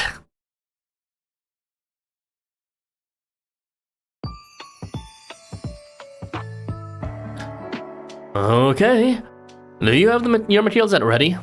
And let us have a great session today and really make some progress. What accent are you doing? I am kind of mixing between sort of, what's called Latin, not Latin, but like, you know, Spanish, as well as, I don't know why I was leaning towards German, but kind of slipped in. And also I'm trying to add in the snake accent as well. So he's a jumbled mess. Whatever, like these mobs, like, I'm having a hard time picking out who's speaking at the, so give me a break. Okay, do you have your materials at the ready? And let's have a great session today, and really make some progress. With a big smile on his face and a much more chipper disposition than the day before, Hippolytus energetically addresses his students. I guess this is response might be related to our option from yesterday. And in response to the prompt, the students each take materials in hand and begin working on their masterpieces. Despite the day off, the students all busy themselves just as they had on all previous workshop days, moving their hands and time with the rhythm of their hearts. Right, let's make this a productive day. You're really okay, Hippolytus. He's not a snake, he's a lizard, same thing. They do the tongue thing, right? Whatever. Whatever. He glanced over at Hippolytus to see if there's any sign of stress or anxiety, but he seems to be dutifully and even cheerfully answering the questions. As best as you can tell, he's not struggling with anything. He's merely providing guidance to the students, certainly in that incident. After some time, a new hand shoots up from amongst the students. Hippolytus is the closest, so he walks over to provide assistance. Hey, Teach! I'm planning on giving this here flower box I'm making to a friend of mine. Looking to take our friendship to the next level, see? And I'm wondering if this will get the message across. What do you think? Oh, I see. That's why you base your theming around this particular flower, isn't it? An excellent choice, I'd say. Ooh, he's not blowing a fuse. My first piece of advice is to simply relax. You've done splendid work thus far, so you have no need to fear. Full marks from me. As for whether or not it'll convey the message you intended to, let's say we ask one of my assistants about that. Not all reptiles do that. I don't know what to tell you. Is there a lizard speak mannerism? There's not really, so I'm going with whatever options are available here. At least some sort of very clear differentiator based on the fact that it's very difficult to tell who's speaking based on member A versus B versus C. Oh, was that why they're called the Dark ABC Forest? Oh, I just realized my brain.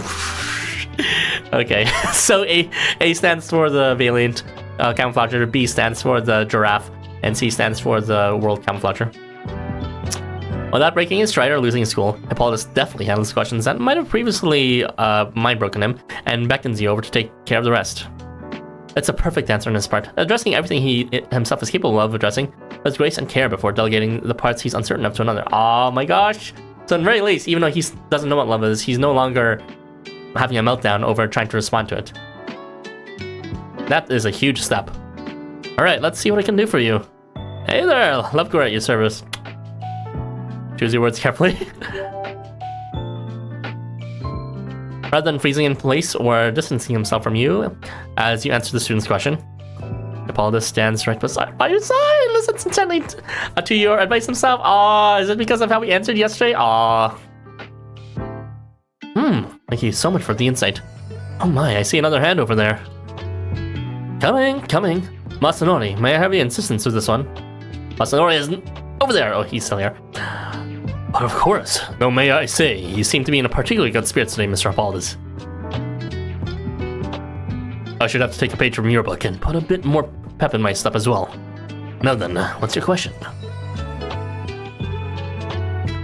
Masanori is far from the only one to notice a surprising change in Hippolytus' attitude. Looking around, you can see Krampus, Taishakutin, and Takumi Nakata all looking bewildered as well. Oh, Hippolytus is really putting on the best face today. It's like he's shaking off all his problems. You'd hardly be able to tell how worried he was yesterday about today's class. Yes, I'd better start focusing up too. Amazing! Teacher's possibly shining today. This must be that irresistible aura Wolf was talking about. Makes me especially glad I enjoyed this workshop. Gotta be sure I thank everybody back in Roppongi once their turn for that city boy luck. It doesn't seem like he's just faking it. Seems legitimate. I hope this means we were able to get through to him. Goes to show. It doesn't matter if it's for a friend, family, or somebody you love. It's just important to express your feelings. It's not even just those three, but all the students in the workshop. When they see Hippolytus walking around and gently connecting them, it warms their hearts. Aww. But how will he handle being flirted to? Are you really okay, Hippolytus? Well, let's not ask him that. This workshop is more fun than ever. Funny you should say that. I was just thinking the same thing. It's as though weight's been lifted, huh? Sometimes, merely putting into words that which has been stewing within you can make all the difference. All the time foolishly concerned with asserting dominance or being dominated. Perhaps he's finally evaluated himself, learned where his deficiencies lie, and learned to entrust others with those tasks. Whatever the case, it seems he's finally come to realize that in order for the workshop to succeed, we must all do our parts. I see. So you've come to regard a junior in your club as someone dear to you. In that case, let me help you make this arrangement the best it can possibly be so that they are regarded as their most treasured possession. So he's kind of taking in a different interpretation. Well, that's a good compromise. I can feel Hippolytus a lot more. What is it precisely that you want this gift to say to your beloved? We can select just the right flowers to say it. Masanori, would you mind bringing me all the reserve materials from the supply case? And I'd like you to pay close attention as I teach the steps required for this to the class, Ayrton. I'll be counting on you to provide support as needed. Though, I'll of course still be here if you should have any trouble. Hey, you got it! Roger that, just leave it to me. Standing with the students, you listen carefully to Hippolytus' instructions and make a series of mental notes. He is very careful to consider the abilities of students and their pace, and even seems to take into account how comfortable the assistants are with the information. Grade A teacher. Due to this expert tutelage, the seminar concludes for the day without incident. Woo! With you and the others cheerfully seeing off the students as they exit the room one by one. Well done. It's done. Thank you so much for the help, everyone. I feel like this was the most successful workshop yet. Sure seemed that way. Your energy level was off the charts today, Mr. Hippolytus. The person sitting next to me was really moved by your answer to their question. I learned a lot from it too. Nice work, Teach. Oh, stop. You're embarrassing me. You keep addressing me like that, not like a teacher. It's going to give me a big head. Hey, what's the problem? I'm talking about you like you're a teacher. You are one. It just means we respect you. Teacher! Teacher! Oh, not you too, Arthur. Spare me, please. It's all smiles today as your workshop concludes on a high note and everyone chats, jokes, and jabs like old friends. That's almost enough to make you forget about the looming threat. I do wish we could continue chatting like this forever, but regrettably there is still an important matter to be addressed. Yeah, those ABC creeps. Come to think of it though, they didn't seem to do nothing in today's class, huh? Maybe the fact that they weren't any disturbances means they gave up. I mean, that guy did get beat pretty bad. Hippolytus, did you receive any message from Wolf, was it? The guy representing the executive committee? Actually, I did.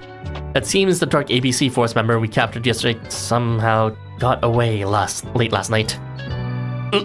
What? After a scuffle, it's my understanding he was taken to a holding room in the school for the time being. A room with a guard posted at the door, no less. Yet after a certain point, he simply wasn't in there anymore. Well, he is a camouflager.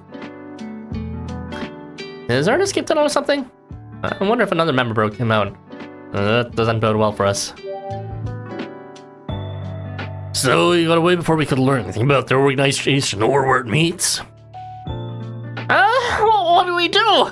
The workshop's already over for the day. We split up and search the school grounds? That'd be like trying to find a needle in a haystack. There've got to be some clues you can work with, right? I don't think we should just blindly sweep the campus. Driving in aimlessly with no plan never yields good results. Masanori, you've been kind of quiet. What would you suggest as a mentalist? Well, I'll start with my general conclusion. I do not believe it would be wise to search for an escapee at this time. For if we were to do so, without any leads to guide our hunt, he may take that as an opportunity to go deeper into hiding. I believe our best bet is to play dumb and go about our business as usual, for as long as Hippolytus' wreaths remain effective. Well, yeah, but if we just sit on our hands, won't that also give him and the rest of the gang an opportunity to go deep into hiding? I feel the chances are slim. I'm totally not bullshitting you. From what we've seen, their group intends to upset the status quo from within the school, no? Additionally, if they truly are mixing the potion, they would need to requisition the equipment necessary to do so. I see. So what you're saying is, they're unlikely to go into hiding for as long as there's still data or materials they need. But if we start snooping around and trying to catch them, I could just bail on the idea and run off with whatever they got going now. So we wait till they give us an opening? Is there nothing we can do right now? Well, I can't deny how vexing it is to hold back and wait for them to make the next move. What if we rush this? We're bound to err. Meaning, all we can do for the moment is prepare for tomorrow and while keeping an eye for anything suspicious. That's right. But just make sure to keep our lines of communication open and remain ever vigilant. That's so annoying.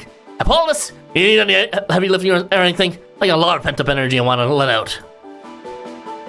Yeah, I won't be able to settle down until I do something physical too.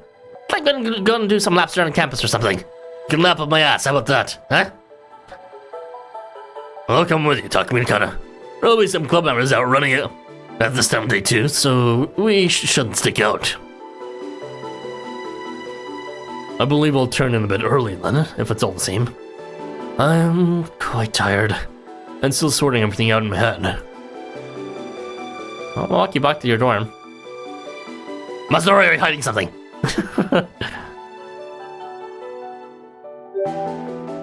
I'd be much obliged, Jackson. Thank you. With that, the group breaks from the night, and you all go your separate ways. The evening and the night progress without any contact from any of your companions. I was walking Masanori, spying him! Oh well. Without any contact from any of your companions to indicate any new developments. And the following morning, a new day begins, with the uneventfulness of the previous day looming large in your mind, almost conspicuous in its quietude. You all meet for breakfast, which concludes similarly without incident. Then make the appropriate preparations for the day and arrive at the workshop room. Much like the previous day, there are no surprises or interruptions. The day's seminar concludes on a high note, and all is peaceful. Was this Masanori's plan to get everyone to stop looking so they can plan something big? The day after two proves yet another ordinary day. The Setai Valentine's event continues, and everything goes well. Is this where the special quests happen? A fine night to you all. How are things? This scum. The hour is late at Setai Academy, and Masanori arrives alone to a certain undisclosed location. Soon enough, you should all be able to leave the safe room beneath the lab. Your time in hiding nears its end.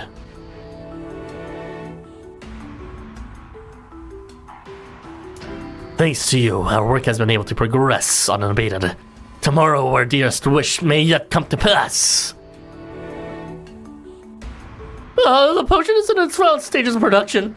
Ideally, we'd be able to test it on a human subject before deploying.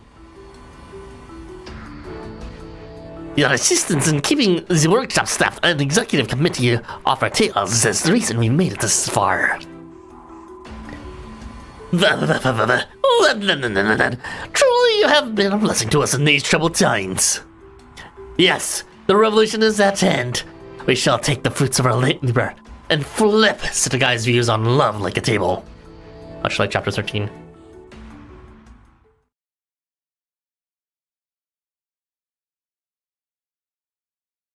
Alright, we'll be doing part 2 now.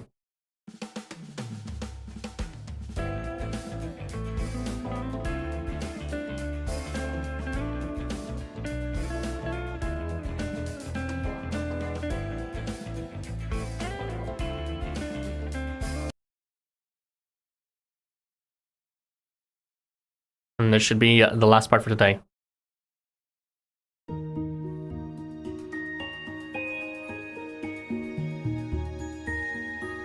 If you were in fact to append your research theme of ultimate attractiveness, with the condition that it be unending, that would only apply were we to live forever. Immortality and eternal youth would not just be suggested, but required. And the difficulty there stems from your aim. Would it be the ability to stave off deaths, or the inability to die? In the former case, you would be aiming for godhood. In the latter, for becoming a Buddha.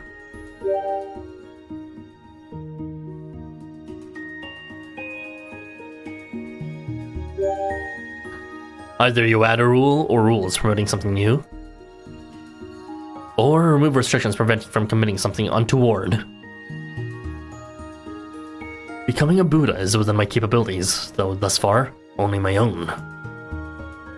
And it is only natural for any conscious being to desire that which they cannot have. For consciousness itself is forged from that which is lacking. We want because we do not have. Scarcity grants value. Should we make headway in raising a plant that grants immortality, it would be nothing short of revolutionary. Who are they talking to? Are they talking to Masanori here? Did he do some like field work here? Also, I have no idea why Smokey got there. Well, I guess he's part of the invaders too.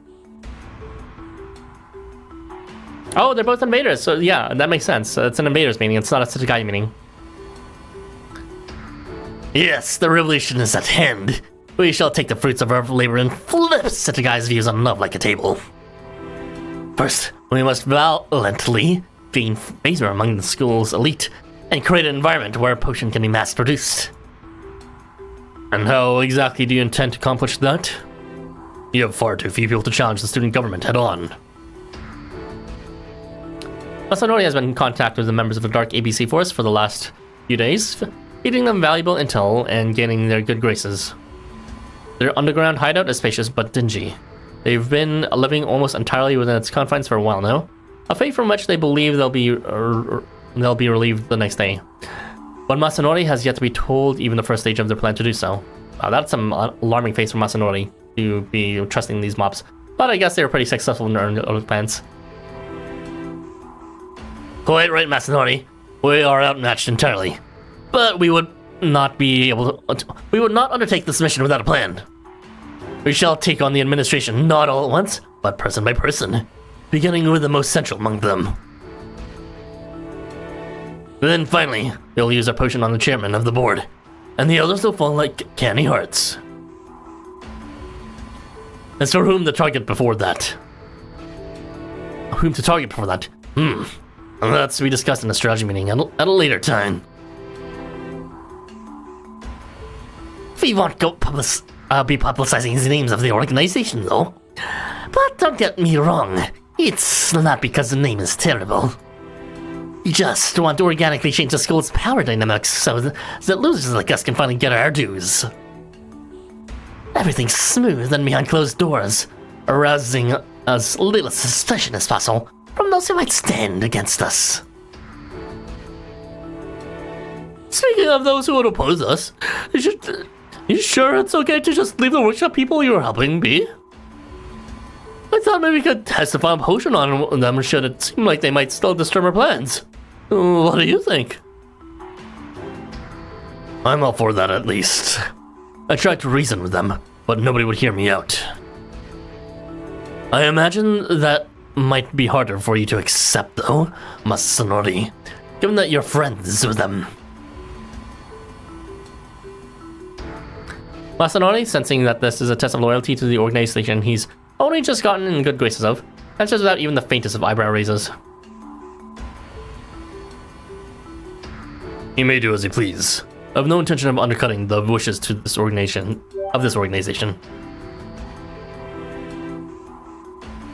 I see, so he's not denying them to apply the love potion to them. But I would be remiss if I didn't ask. What would happen were they to get their hands on the potion and use it on you? They do have trained fighters on the side. It is not inconceivable that they may overpower you and turn the tables. We must be prepared for that. If the worst case scenario should occur, we can always use the antidote.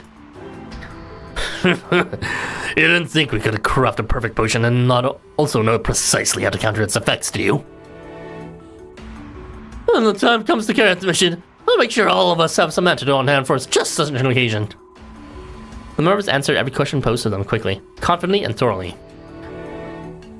With things having gone so well for them thus far, they seem absolutely convinced that this will continue to be the case.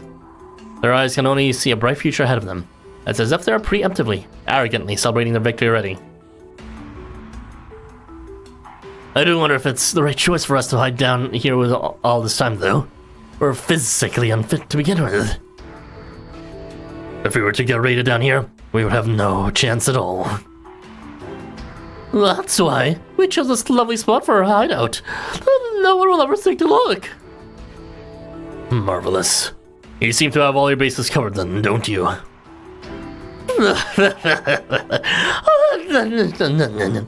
But of course, the Dark ABC Force leaves no rose unturned.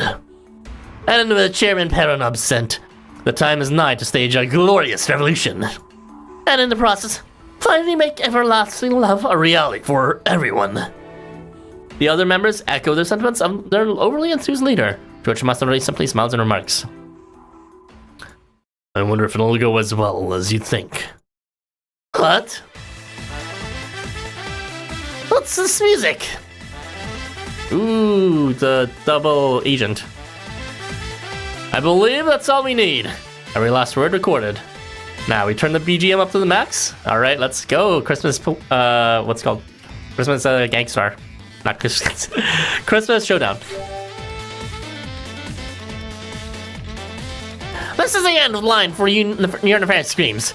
We ain't gonna let you rob people of their right to fight for love. Having heard the signal phrase from Masanori, you, Hippolytus, and Takumi Nakata emerged from the shadows to confront the dark ABC force. What? How did you find a secret hideout? They didn't. They were told about it and led here. By me. While you're all busy celebrating your future victories, that will never come to pass. Wow. Several days earlier, when you and Masanori were walking back to the student dormitory together... Ooh, we did walk with them. My apologies for asking this after suggesting you take a rest, but may I have a moment for you of your time, Marathon? Are we making a choice in flashback? I knew you had something to dish. You want me to sleep over? And then... we've so many unresolved issues, yet that's all your mind jumps to? You are a bold one, flirting with me in a flashback, Marathon. It's that very willingness of yours to speak your mind freely and without restraint that makes you so easy to talk to. It's about the Dark ABC Force. I've successfully established contact with them. Due to the delicate nature of this operation, I've kept this fact to myself thus far. But the time has come, I feel, to discuss the intel I've gleaned with the others, and formulate a plan. I intend to do so tomorrow. You, however, have been keeping a watchful eye on everyone, so I thought you may have already noticed something was amiss. Therefore, I felt it prudent to advise you of my intentions in advance, so as not to cause you any undue concern. You infiltrated the ranks by yourself, but you told me sooner. My apologies. I allowed my own ego to get the better of me, presuming I could handle matters on my own. But all the while, my biggest concern was causing you grief, or placing you in harm's way. I sought to avoid other at all costs. Now, I will apologize more properly once the matter is resolved, but for now, I would ask that you place your trust in me.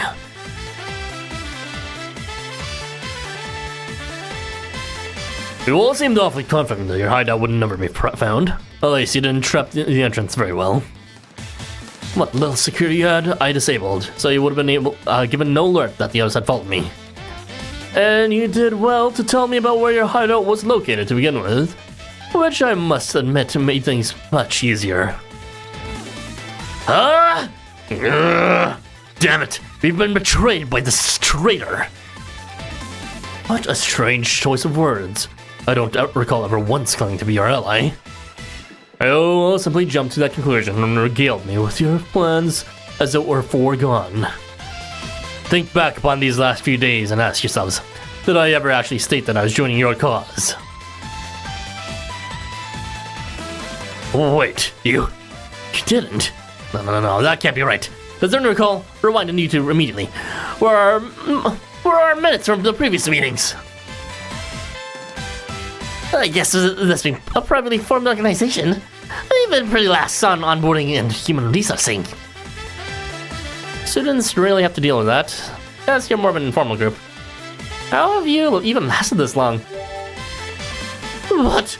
You seem so sympathetic to our goals and offered us so much advice. That's basically signing up, isn't it? In truth, that was my initial intent. Overturning the current system held some appeal, even meant betraying my friends. Huh? But Arizon caught wind of me, so I decided to double agent it right away. You serious, Arizon? How can you say that nonchalantly? Yeah, that made sense. There's no way Masanori big-brained it and had his backstory of like, oh, you know, I was like, I don't know what love is, and then he turns back and says, it was actually my plan all along. It only makes sense if he changes his mind about doing this deception. I'm not surprised you weren't able to see through my force. Too bad you're not better judges of character. Of course, if I believed you could truly bring about unwavering, immutable love, things might have turned out differently. But once I learned the specifics of your research, that's when I decided to go back upon my initial material. I simply have no interest in the absoluteness, the immortality aspect beyond love, that you all seem to be pursuing. Because the fact is, the first person I ever loved passed away long ago. So perhaps in the end, I've always just been pursuing a revolution myself. A revolution that can never be. Ooh, yeah, you did have an X, didn't you? At any rate, it's because you all fully believe me. I suppose that you willingly share your intel without a second thought. What's your group's name again? Research Club ABC for Agricultural Biology and Chemistry. Ooh, exposed. Yeah, we've been exposed! So that's what sensor.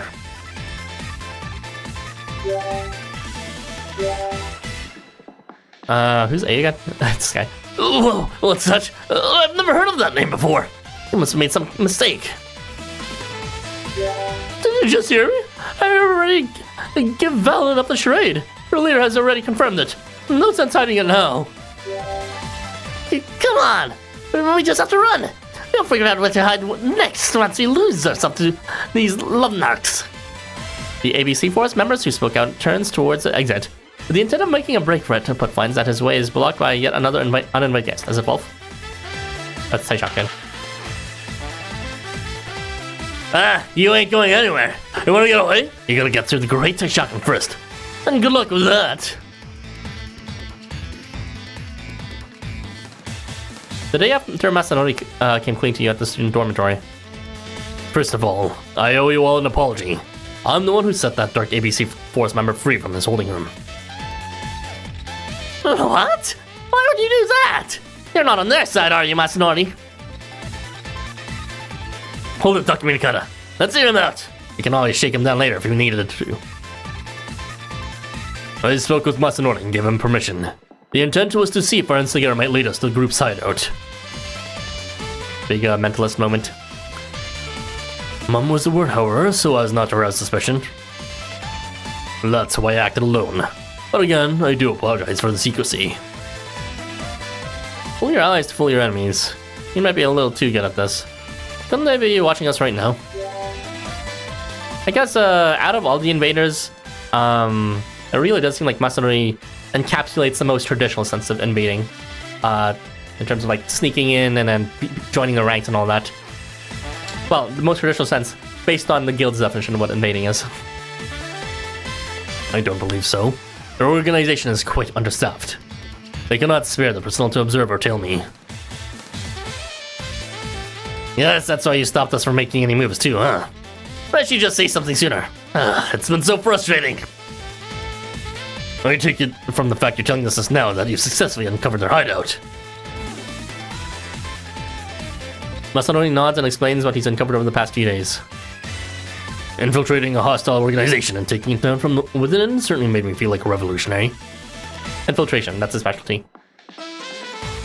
Some of the invaders are more direct, like with pattern forcing themselves in, but Masanori seems to be like sneaking his way in. Unlike the part 2, as they fell forward completely, willingly direct me to their hideout and sharing all matter of intel. Based upon that intel and members involved, I deduced they were a proper cultural club moonlighting as the Dark ABC Force. That hypothesis in mind, I dug further and uncovered a club name that's rather carelessly almost an exact match for other groups. Setai Academy has a large student body and tons of clubs on the books. They'll likely just assume no one would notice. Even as a student enrolled here, and in charge of one such club myself, there is still plenty I've never heard of. Well, it don't matter if they're a club or a secret society or what. All that matters is, we can raid the hell out of them now, right? The ultimate potion for creating unwavering love, huh? If something like that should actually be possible. Politics? Sorry, never mind. Do you imply he's interested in taking it himself?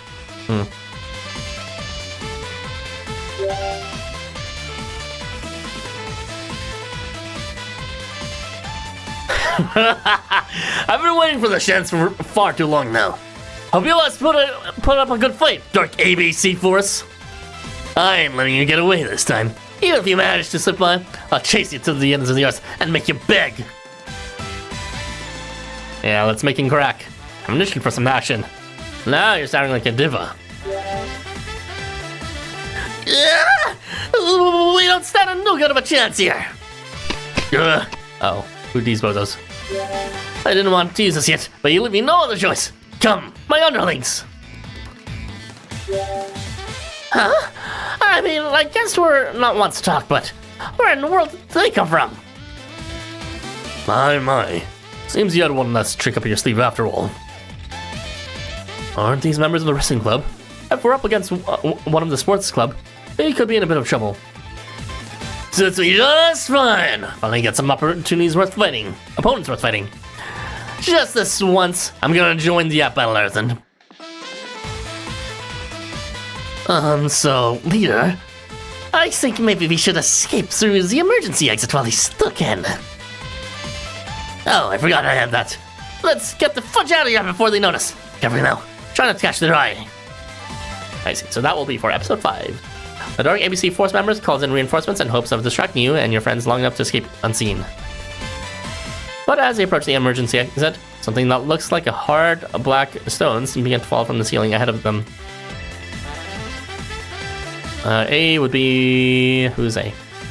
A is this dude. What's all this? Don't tell me we have another intruder. Is this Perron or is this Wolf? Yeah. Going somewhere, dark baby seahorse. The fuck is that name? Oh, what a scary voice! It's coming from above. What's this, bozo? I prepared some chocolate coal just for you naughty boys. Let the Valentine's punishment begin! They're just poor nameless mobs! After the day's course had concluded, you and your friends held a strategy meeting to formulate a plan of attack. So I, at the very least, can come and go from the Dark EBC Force's hideout as they please. But if we're to confront them, we'll need evidence of a threat to present to the school. Essentially, we'll need a recording. You can enter all enter with me, but stay in the shadows and record as I extract a confession from them. Then all at once, we ambush. So we're infiltrating an enemy organization then. If that's the case, I may have an idea of my own. Groups that stoop as low as these guys are especially likely to prey ahead and escape from the lair. So while the rest of you keep them busy, I'll set about trying to find it and lie in wait for them when I do. He was encapsulating the villain mode, I suppose. Just like he took on the role of Enma. Krampus leads in the path of the fleeing Dark ABC Force members with incredible force. As they're performing a flying kick, they're completely cut off from their only escape. He does a little more than stand there, however, mouth agape, having solely relied upon his naturally imposing physique to keep them at bay without really considering his next move. No. This is bad. That was punishment mode right there. I guess I'm so used to it that it just came out naturally. I really want to make more of a masked hero style entrance. All classy and tasteful. I totally screwed it up. What was I going to say again? Can I salvage this and make it sound cool and heroic? Or has that ship sailed?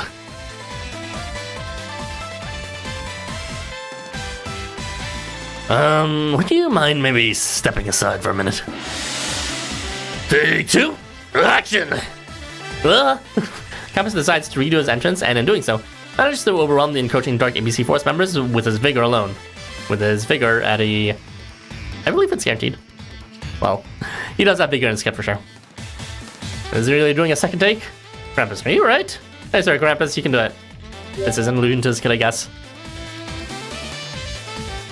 I understand the desire to make your heart's fondest wishes come true at any cost, even when you know they are never to be. But when your attempts involve turning the school inside out and overriding the feelings of others through coercive means, I will do whatever it takes to stop you. So prepare yourselves, Dark ABC Force! Oh, what a cool delivery. I really like that, but no, now's not the time to be swept up by his charm. And at this point, I guess there's nothing left for us to prepare to fight. Isn't that right, leader? Absolutely. With our concoction so close to completion, you can't very well give up now. Oh, thanks for subscribing, Korgizan. Korgi Forzan? Korgi Asian. Something like that. Alright, cue that battle sequence, and then we will see the end scene.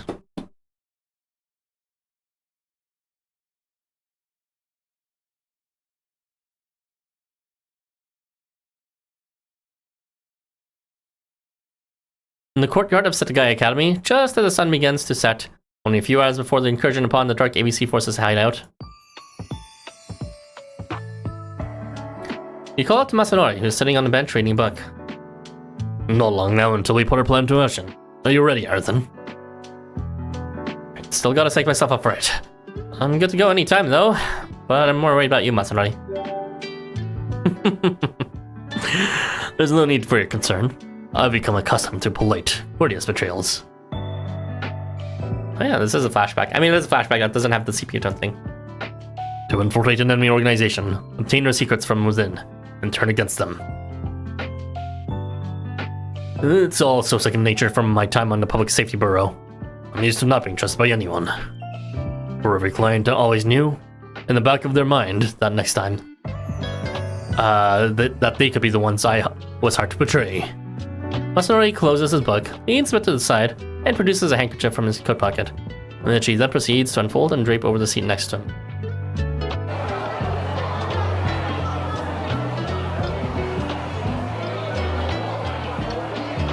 Aww. A lot of the members from the convention. You take the hint and have a seat, and the two of you spend a bit of time just watching the students and visitors to open the campus event file out of the school. You're truly, naturally enamored with one another, aren't they? He's looking at a couple walking nearby with arms locked as he softly mumbles this. Hey, we can do better than that. You and I? Do not tease me so, Arthur. Though I am genuinely honored to know that you think so highly of me. Masanori smiles warmly upon saying this, but there remains a deep sadness in his eyes. There was a time, however, short, back in my homeland when I, too, lived with a partner by my side. It was a happy time in my life, and I swore I'd see to it that it never ended. But then, I betrayed my partner's trust. Although I took on the role of addressing questions of love and Hippolytus said, the truth is, I've only studied psychology. I'm by no means in a position to answer such questions myself.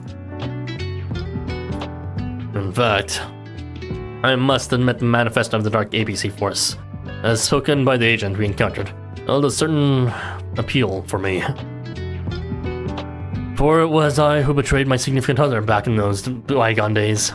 I didn't truly know what I had until I'd lost it. I've betrayed everything, and everyone who's ever had value or meaning to me. I still see my partner's eyes every time I close my eyes. Wow, you make me kind of jealous. They really meant a lot to you, huh? More than you can imagine. Such grace and devotion were wasted on an unsociable, obstinate man like me. I have little faith in myself these days. I don't believe myself worthy of it. Masanori's eyes glaze over. He stops focusing on the departing couple, and in fact stops seeing anyone around him at all. Instead, slowly tips down toward the ground. And Masanori, your father and your partner still cherish them, right? Of course. So, your heart still goes out to them. You keep their memories alive. If that's not a worthy cause, then what is?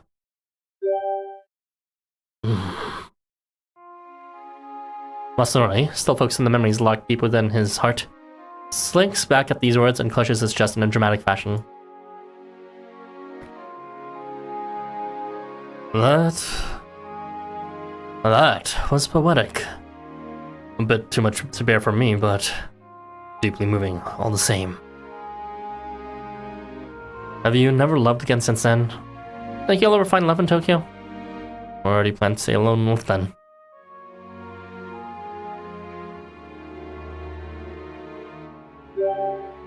A fair question, but I have to say no. Whenever I think of my late beloved, I lose my nerve and close my heart. I think perhaps I'm just afraid of what might unfold. I just realized it's like... But for every character we've gone through, it's like increasing levels of unawareness of love. And you'd think Hippolytus would be the last one. But it seems like Masanori is the last one. And even though he's aware of what love is, it seems he's also the one who had like the most negative feelings towards it and uncertainty as well. So it's like we had Krampus, who, like, let's be real, he's had 2 events to deal with what love was. And now he just wants to be honest with giving his gift to us. And then we dealt with Taishakutan, who's kind of just like in it for fighting or something, or to put his best. And love is kind of second rate to him, and he's not fully sure what it is. And then there was Takumi Nakata after, and he's just like, I'm a silly boy, and I don't really know what love is about, but sure. And then we got Hippolytus, well, which we all know his deal. And now we're getting Masanori finally. So I kind of like the trend of kind of different levels of exploration of familiarity with love and comfortableness with love. But then I've always been obsessed with maintaining my composure. I'm not scared of showing true passion. So the mere idea of falling madly, irrevocably in love here in Tokyo is... Well, for someone who so deeply values decorum, losing it, and my reason with it, would make me feel like a savage beast. I see, so it's an identity issue. Even though he might know what love is and he might be able to accept it, it would also be a rejection of who he is. Unlike Hippolytus, so it's like he's not even sure what it is or if it's a part of his identity or not. He just knows it's naturally not compatible with him. Yeah, he's like, it's different, slightly different, identity-wise. Hey, no one can replace your one and only. But I do get it, and I get your uncertainty. They say the worst patient psychologist or psychoanalyst can have is themselves. Trying to break down one's own inner thoughts while maintaining presence of mind is a Herculean task. It dawns on you in this moment that this must be why someone in Masanori's intellect and emotional understanding would be pouring his heart to you. The person he trusts most. Because he can't analyze himself. He's hoping we can do it for him, maybe. Be very careful what you say next, as it will most likely have a profound impact on him. You'll literally die if you pick the wrong option. The fuck is this? What is this? What? I don't even know how to respond to this. What is this? Like, what? I don't even know what to say to this. Those feelings of uncertainty? Let those feelings be a part of you? Or his feelings of, like, maybe not feeling love again? Or maybe his feelings of continuing to love despite having lost his loved ones? Or maybe it's just like having an open mind for the next day? What? Being open-minded for the next day versus sort of embodying continued love of his those who have passed him. I feel like the second one's a bit pushy then. You're always special, Masanori. I mean, yeah, he's always special. I feel like the first one's just a more appropriate response in the sense that the second one's just like, yeah, you loved someone, your dad and your lover, but they're dead, so get over it. Every day's a treasure. There's more people looking out for you. Meanwhile, let those feelings be a part of you. I feel like is a lot of a better respectful homage to, or not even homage, but just respect for the dead to let them be a part of that. It's not mutually exclusive in terms of letting him love other people. Even if he feels like he might not be able to love again, it would be wrong to say just like, you know, not to tell him that. It is a part of him, and it will never not be a part of him. I don't even know. But if that's the case, then we don't really need to tell him that. If it will always be a part of him. Then again, the second one is kind of implying he should let go of it. Yeah, I'll pick the first one. Let those feelings be a part of you, Masanori. It's heartening to know that you'd show such consideration not just for me, but for my late partner as well. I shall take your advice to heart and live my life to the fullest. Not just for myself, but for the love I've lost as well. I cannot thank you enough for helping me come to such a resolution, even amidst all this turmoil. For now, allow me to express something I've been meaning to convey for some time now, Ayrton. I appreciate you. Beyond words. And with that, let us close the book on this conversation and rendezvous with the others, shall we? There is no need to worry. I'll ensure this operation's success. For you. As thanks for opening my eyes to the weirdness within. Ooh, the sepia. I like that transition.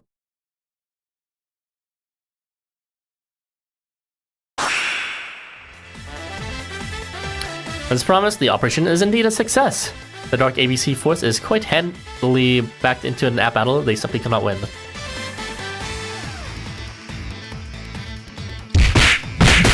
I don't get it. Isn't this supposed to be in episode 6? This seems like it's about to end. Like, we have every character covered in terms of choice, so episode 6, is there like some other threat we don't know about? Like, it can't be like just concluding the convention, because that sounds like epilogue material. So strong! The differences in capability between us is overwhelming. Oh, they have the numbers. Well, with all those reinforcements on our hands, oh, we can pull it off. Damn it! Huh? Leader, is that really you? No va? No lin? And swearing? What have you done with our leader? We fought valiantly, but it's time to play the ice candy hearts up our sleeves. Busily holding back the wrestling reinforcements and ABC force members you've subdued, you all turn at once towards the group leader after hearing his resident proclamation. Can't you just stay down already? Everybody after me, Gus. I don't care if you got an ace or a mace up your sleeve. We ain't letting you get away. Hold still, damn it! Ooh, what this look? Hippolytus is the surprise one. Hippolytus? Oh, he wants a love potion! That's what episode 6 in me. Why are you standing in our way? Why have you frozen in place?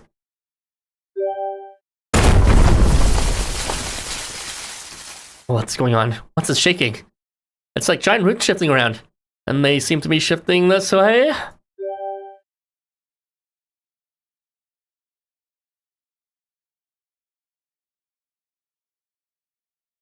You can't be ending the episode like that. They ended the episode like that. Okay. Sure, I'm calling it now though. So, let's head over to my guild and we can talk over everything that just happened as well as what we will predict.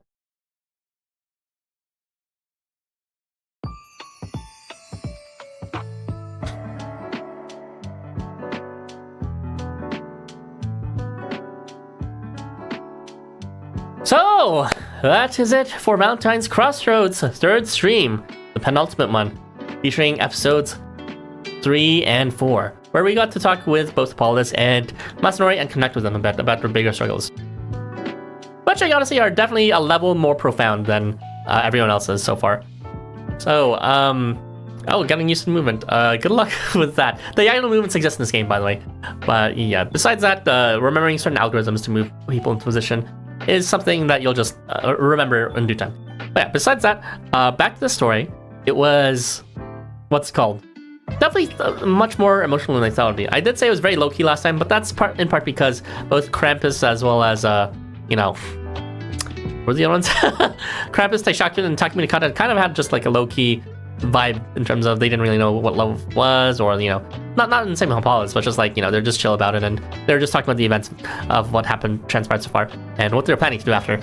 But with this case, we did get a very interesting look at someone who is truly Arrow Ace. I was speculating, maybe his translation might have been slightly inaccurate, but it really does seem like, Hippolytus is bona fide Arrow Ace. There's no other interpretation from what I can tell. If he really doesn't intuitively feel it, and he has this sort of nagging feeling that he if he actually knows it or not, or if he's being if he's being dominant about it or not, it does seem like all these sort of questions is telling of a sign who's just fundamentally at a different level from someone who would intuitively understand. I do feel like it's some instinctual level, which I'm familiar with for some other related topics. But yeah, it's story-wise, it seems that Masanori had a lot more depth to his than we expected. I know they touched on it from the main story, but I was kind of confused when I read the main story in chapter 13 or 12, one of those, because I was unsure of who Masanori was talking about when he said his father. Clearly, in this case, his father is not Chino, but his biological father, because Chino is only his spiritual father. But it seems he lost a lover at some point because he betrayed him due to his father's wishes by channeling his father.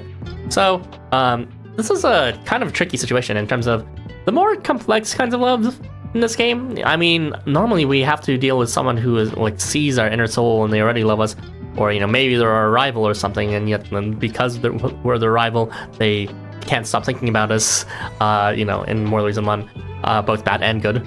But in this case, it's like literally someone who's already been in love with someone else, but they died, and so they grieve over it. And now it's just like got a fitter peace with them together. I'm not even sure if you can really connect with Macedonia that way. I mean, certainly it'd be like a very mature kind of love to be like a post-romance sort of love with someone else to move on and find someone else.